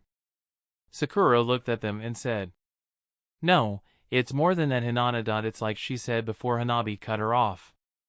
It's like we're two parts of the same person. I can't even sleep without him near me. I'd rather sleep on a cold drafty stone floor near him than the softest bed in the village without him. She said emotionally. I even have Naruto's memories of things he hasn't told me. Sakura shook her head sadly and said, All signs of chakra addiction. Hanabi rushed Konohamaru and threw her arms around him as she broke down. Konohamaru wrapped his arms around her protectively and said, It's okay, Hanabi. I told you I'd never judge, and on my Nindo I never will. Let it all out. Through her crying, she revealed village secrets that shocked Sakura and her sister to their core. Konohamaru, why do I know that the first and second Hokages were also Jinchuriki? Why do I know that the first Hokage was somehow sealed with the 8-tailed beast and the second Hokage was sealed with the 2-tailed beast? Why do I know that the 8-tailed beast helped the first Hokage overpower the 9-tailed fox at the Valley of the End over 80 years ago? Why is it that I know that? The man that admired them the most was the same person that killed both of them? The same man that helped make the sword that I'm carrying because of his grief for killing them. Why do I know that the shadow clone jutsu we use is an AB rank jutsu? Why do I know it's a Kage level jutsu that was only supposed to be passed from one Hokage to the next? Why do I know these things, Konohamaru? She asked desperately as she cried. Konohamaru squeezed her tighter and softly said, Because Naruto knows them. There was a long moment where the only sound in the room was Hanabi crying, and then Hinata turned to Sakura, who was deep in thought. Sakura. Surely all this isn't true, right? She said in disbelief. Sakura was counting on her fingers and then her eyes went slightly wide. It all fits, Hinata. After the first Hokage died, the Land of Lightning mysteriously got the 8-tailed beast. 5 years later, when the second Hokage died, it is said that it was thought that the Land of Lightning captured the two-tailed beast, the Shadow Clone Jutsu. Kakashi-sensei once told me that the word Kage in our leader's title meant something different than in the other nations. Sakura said, then looked up and thought, "Of course! Now I see. Hokage, Fire Shadow. The title isn't named after our country and the ideals that a ninja should remain unseen. Fire was the main element of the Uchiha clan, and the Shadow Clone Jutsu, the first Hokage must have known it. Uchiha and the Senju clan, the title itself was supposed to bring unity to the clans." She realized aloud in surprise. Hinata blinked blankly at her and said, "If the Shadow Clone Jutsu was only supposed to be passed from one Hokage to the next, then why classify it as AB rank?" Konohamaru looked at the far wall, lost in thought, while he held Hanabi. "Because they didn't want its secret known. So they classified it under the lesser-known doppelganger clone technique that doesn't have a way to make someone so much stronger," he said. "The Shadow Clone Jutsu is a forbidden jutsu, yet it's only AB rank. Wait, it's the only B rank jutsu that is forbidden. Yet all the Hokages might have used it. The third Hokage was known to use it as his main jutsu. His most common tactic in battle was to summon several shadow clones, then hit his target with a barrage of jutsu. He would always summon more shadow clones when his others had fallen. The reason he knew so many jutsus must have been because he used the Shadow Clone Jutsu the same way Naruto does. Naruto and Kakashi-sensei unknowingly figured out its secret and used it the same way the previous Hokages used it. After Naruto learned to use it that way, his jutsu and power skyrocketed. No one could keep up with him." "It all makes sense," Sakura said as she nodded her head. "You catch on pretty fast, Sakura," Konohamaru said quietly. Hinata asked intently, "If it was only supposed to be passed down from one Kage to the next, then how did Naruto learn it? Also, why have I never seen Tsunade use it?" Konohamaru said, "Naruto learned it during his time at the academy when he stole a scroll of forbidden jutsu and learned the first jutsu on the scroll, the Shadow Clone Jutsu. As for the rest, I'm not allowed to tell you. Only Naruto, as the keeper of the Shadow Clone Jutsu, is allowed to tell you that, but come on, Sakura, you can figure out the rest." Sakura thought about it for a long moment and said, "The first Hokage passed the jutsu onto his brother, the second Hokage. The second Hokage passed it onto the third Hokage, and then later the third passed it onto Minato when he became the fourth Hokage. Jiraiya knew the jutsu as well, so Minato must have taught it to him, but Jiraiya didn't use it very often. Minato must not have told him its secret, but why? Minato idolized Jiraiya and always said he wanted to be just like him. Why teach him the jutsu and not its secret? He certainly had the chakra levels to use it." She looked around in intense thought for a moment. Her eyes suddenly went wide with realization as she hammer-fisted her palm. "I've got it. He couldn't tell his sensei the secret. He wasn't the jutsu's keeper. The third Hokage was still alive. He was the keeper of the Shadow Clone Jutsu, not Minato. Minato must have asked Hiruzen if he could teach it to Jiraiya. Hiruzen agreed to let him teach it, but not tell him its secret. The third Hokage always wanted Jiraiya to become Hokage," she said knowingly. Hanabi had stopped crying but was still breathing hard as Konohamaru said, "Almost right, but Jiraiya didn't learn it from Minato. Think harder, Sakura. What's the surefire way to make sure such a valuable jutsu isn't lost? Who would you confide in with such a powerful secret?" "I know, Minato didn't teach Jiraiya the jutsu at all. The keeper did. The third Hokage taught it to him. The keeper always teaches the apprentice the jutsu, so if the keeper dies, the jutsu isn't lost. I read a book about the Chunnin that said at one point there were rumors going around just before Minato became Hokage that Hiruzen was going to give the title to Jiraiya. He must have taught him the jutsu and then offered to make him the fourth Hokage. But Jiraiya couldn't accept the title. He was still searching for the Child of Destiny. He was still looking for Naruto. Hiruzen couldn't trust Orochimaru with such a powerful secret, so he handed his title off to the next best person, Jiraiya's disciple Minato. Minato's power skyrocketed just like Naruto's right after he became Hokage. That's how he was able to create so many powerful jutsu. He was training with shadow clones. Sakura said intently. Hinata's head was swimming with all the information being thrown at her but managed to ask. But there aren't any records of Minato using the shadow clone jutsu, and how did Kakashi-sensei learn it then? Also, if it was such a valuable secret, then why did it get written down? In a scroll that Naruto managed to steal? Kakashi-sensei didn't learn it from the Sharingan, that's for sure. The jutsu uses the exact same hand sign as the doppelganger technique. I know because Naruto tried to teach it to me. I made a solid clone after a few weeks of trying, and Naruto had his clone and mine leave. A minute later the jutsu released itself and he asked me what had happened. I told him that I didn't know, that the jutsu just released itself. Then we got into a fight because I got mad at losing half my chakra. Naruto was trying to teach me the secret of the shadow clone jutsu. But I couldn't make a shadow clone. I only made a doppelganger clone.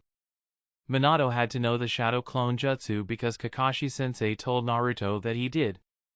Minato passed the jutsu on to his best student, Kakashi-sensei, but again didn't tell him the secret.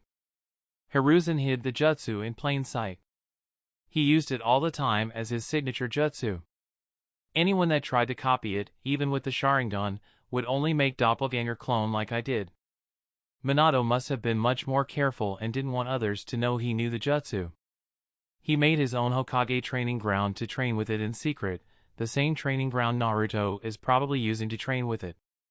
Kakashi-sensei always said he never had the chakra to use it the way Naruto and the third Hokage did. Even when Naruto was younger, Kakashi told him that he had 4 times as much chakra than him. Naruto has the chakra levels to take the shadow clone jutsu and use it like the rest of the Hokages. That's why Kakashi-sensei is always so impressed when Naruto summons so many clones. He knows it's a Kage-level jutsu. Just before Madara attacked the village with the 9-tailed fox, Minato must have gotten wind of it. He probably went to the third Hokage and asked if he write the jutsu down in his clan scroll as an extra step to make sure the jutsu wouldn't get lost. Minato was said to have the sharpest mind of all the Hokages. He had a reason for everything he did. He must have written it in his clan scroll while Kushina was pregnant with Naruto. That's why he put it as the first jutsu on the scroll. He wanted Naruto to have the shadow clone jutsu because he knew it was the source of the Hokage's powers. That's why when Naruto stole the scroll as a kid he wasn't put in jail or killed. He couldn't steal it. It was already his by birthright. That's why he barely got a slap on the wrist for taking it. When the 9-tailed fox attacked the village, he seized the opportunity to give Naruto the strongest protection he could ever hope for. He sealed the fox into Naruto, not only because he was the only person that could contain it, but to protect him like any parent would. But how did he know ahead of time that he might one day have to seal the 9-tailed fox? It must have taken years, even with the shadow clone jutsu, to perfect the dead demon sealing technique. How could he have known years in advance that Madara would attack the village with the 9-tailed fox? That makes no sense at all, she said with a perplexed look. Konohamaru's eyes had glazed over long ago and he was blinking sleepily. You still didn't answer why the shadow clone jutsu wasn't passed on to me, Tsunade said from behind her with a serious and stern look while she crossed her arms. Kakashi was standing right next to her. Sakura glanced over at her and then thought for a moment. She smiled and held up her finger smartly. Oh, I know! It's because you were the only Hokage that wasn't passed the title. From not a former Hokage? She said as her smiles faded into a very strained look. Tsunade continued to stare daggers at Sakura. Sakura nervously stuttered fearfully. Lality Tsunade. Ho, how long have you been standing there? Sakura put on a charming fake smile and waved her hands playfully at Tsunade as she said, "It doesn't really matter after all. It's all just conjecture anyway." Yeah, that's it, it's just a big guess. Tsunade spoke through clenched teeth at her as her anger rose. Sakura, did you ever think that maybe you should have put a little bit more on the door than a standard privacy seal? Sakura fearfully looked around and said, Well, you see, when I came in I only thought we were going to talk about Hanabi. Konohamaru had a distant look in his eyes while he was holding Hanabi. Hinata was standing perfectly still in shock while Kakashi peered at Tsunade waiting to see what she was going to do next. She took a step toward Sakura and grabbed her by the front of her shirt. She snatched Sakura right up to her face. Sakura drew her head back as far as she could while still looking Tsunade in the eyes while she trembled. "Sometimes your mind is a little too sharp," she said, soaked in venom, and then let Sakura go. Sakura fell to the floor on her rear. Kakashi said slowly, "We might as well fill in the last few pieces for them, Tsunade, seeing as how they already know so much. Sakura even figured out some things that I didn't even know." Tsunade tossed him an annoyed glance and then said sarcastically, "Sure, while I'm at it, why don't I give them the key to the village archives?" Kakashi calmly said, "Oh, come now. The rest of the story is of little consequence now." Tsunade put her head in her hands and shook it. Why did I have a feeling this day was going to turn out all wrong? She picked up her head and looked right at Hinata. "Congratulations, Hinata, I'm promoting you to Jonin," she said. Hinata looked at her blankly and hollowly said, "Okay." Tsunade looked over at the rest of them and said, "What you hear in this room now never leaves your lips unless a Hokage tells you that you can speak about. You can't even talk to each other about it." Sakura covered her mouth with both her hands and worriedly begged her, "Please, Lady Tsunade, don't put a curse seal on my tongue." She gave Sakura a tired look and said, "I'm not a monster like Danzo was, Sakura. I have more faith in you than that." Tsunade gave Kakashi a nod and he said, "Good job, Sakura, with figuring out so much on your own. As you might have guessed, you got a few things wrong. Before I fill in the gaps for you, I think I should let you know, Konohamaru, that Hanabi is drooling all over your shoulder." He looked at Konohamaru with a slightly strained fake smile as he pointed. Hanabi had fallen asleep and was drooling all over his shoulder. Konohamaru snorted in his near slumber and then with a tired look he rolled his eyes from his awkward sitting position. "Great, and this is my only sage uniform. Now I'll have to wear one of those oh-so-cool hospital robes," he said sarcastically.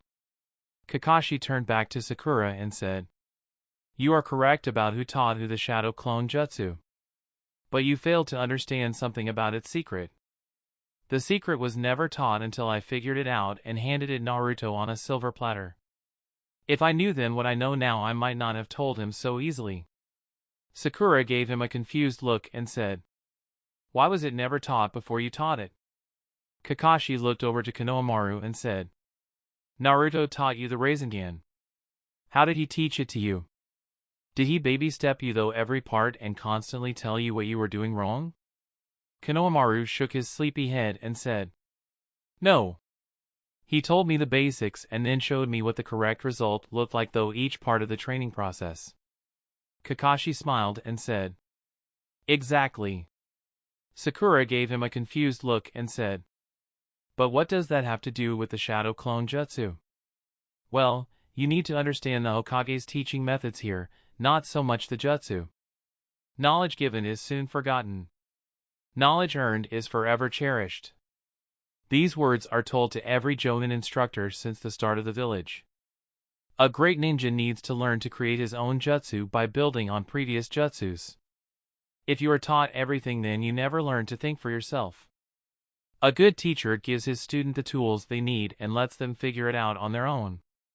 We only try to nudge them in the right direction from time to time. The teaching method is a test to see if you are worthy to possess the jutsu. If you learn it, you pass, and the jutsu is yours. If you don't learn the jutsu, you fail and are unworthy of the jutsu," he said. She looked at him in thought and said, "You mean to tell me the Shadow Clone Jutsu is a test?" Kakashi nodded at her and said, "Yes, Sakura. There are tests for everything, Jinin, Chunnin, Jonin. So what would you think the Shadow Clone Jutsu was used to test for?" Sakura thought hard for a long time. "Come on, Sakura, use your head. Think at what level the Shadow Clone Jutsu is on. You've already said it a number of times," Kakashi said with a smile. Sakura thought aloud. "The first 3 Hokages. knew its secret. Then Jiraiya was offered the title of Hokage and turned it down, so the secret was passed on to Minato. Sakura's eyes went wider ever so slightly as she stared at Kakashi and slowly said, Jiraiya. He was never offered the title of fourth Hokage, was he? Kakashi slowly shook his head back and forth at her. Sakura's eyes went so wide that they looked like they were going to pop out of her head.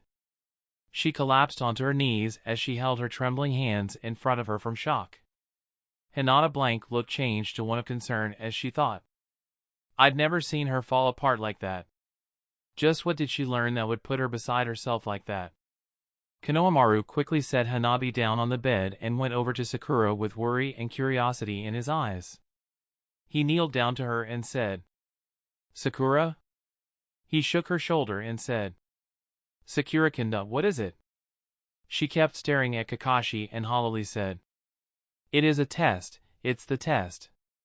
Konohamaru frantically said, Test? A test for what? Sakura slowly turned to him and looked at him. It's the test to become Hokage.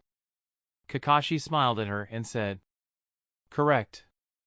Konohamaru looked at her in shock for a long moment, trying to take everything in as he snapped awake. You mean, I've been taking the test to become Hokage since Naruto taught me the Shadow Clone Jutsu? He said soullessly.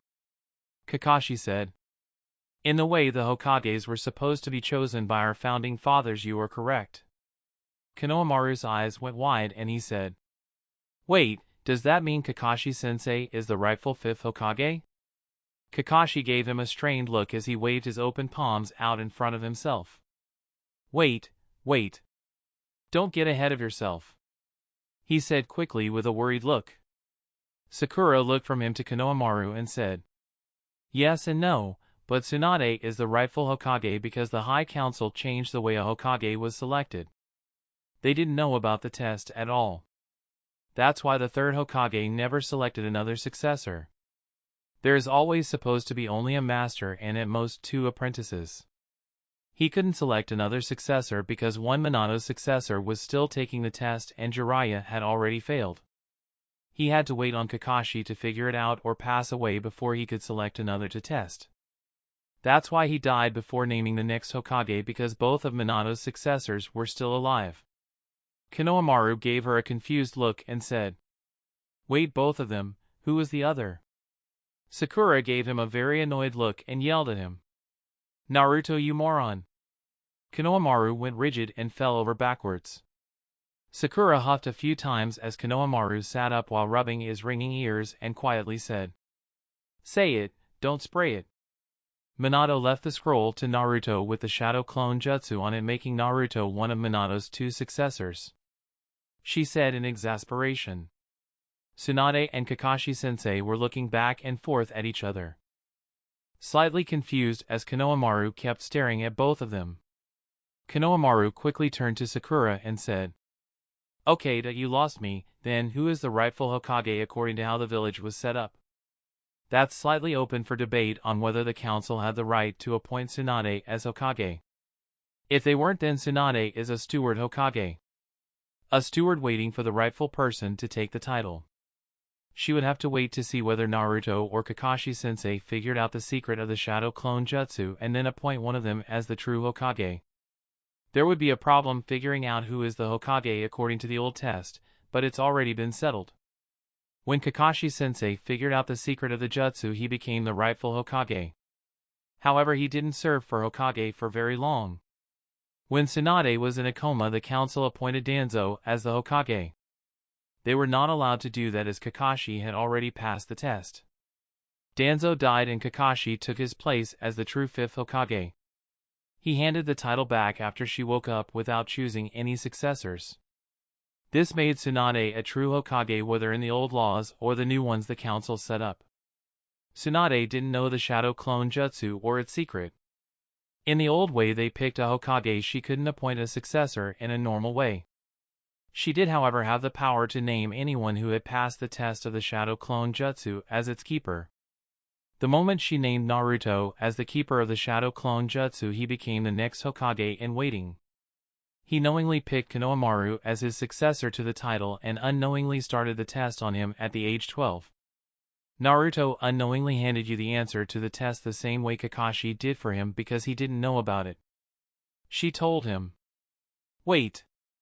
Konohamaru said in shock and then pointed to himself. Do you mean I'm the rightful Hokage according to the old ways? Sakura shook her head and said. No, Konohamaru.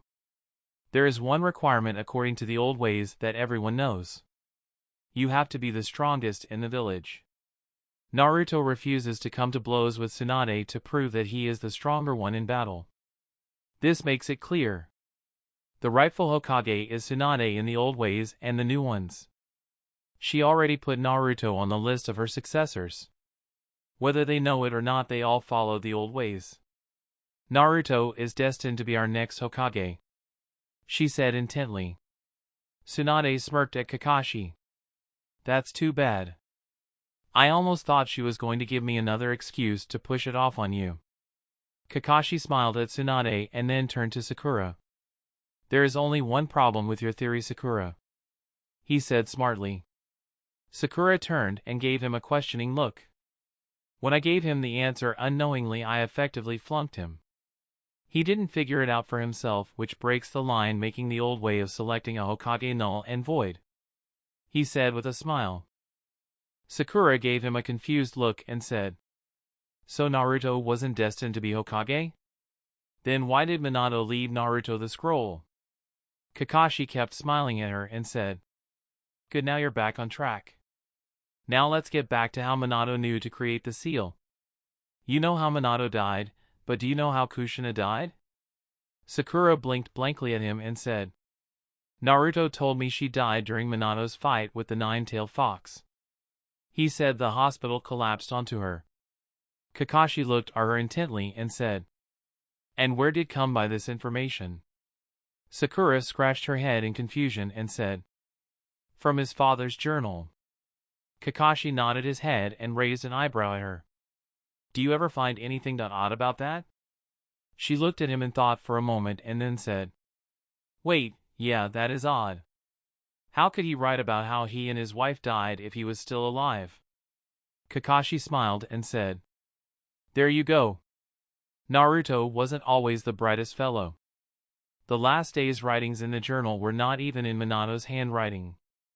It was planted information to keep others from the truth. What truth would that be? Sakura asked curiously. Madara didn't come to attack the village with the nine-tailed fox. He came to steal it back from the host because the first Hokage took it from him during their final fight. The reason why Minato had years to perfect the dead demon seal is because he fell in love with the host, Kakashi said, and then waited for the gears in Sakura's head to finish turning. Sakura's curious and thoughtful look slowly faded to a blank stare of absolute shock. Minato. He really didn't leave it up to chance, she said soullessly.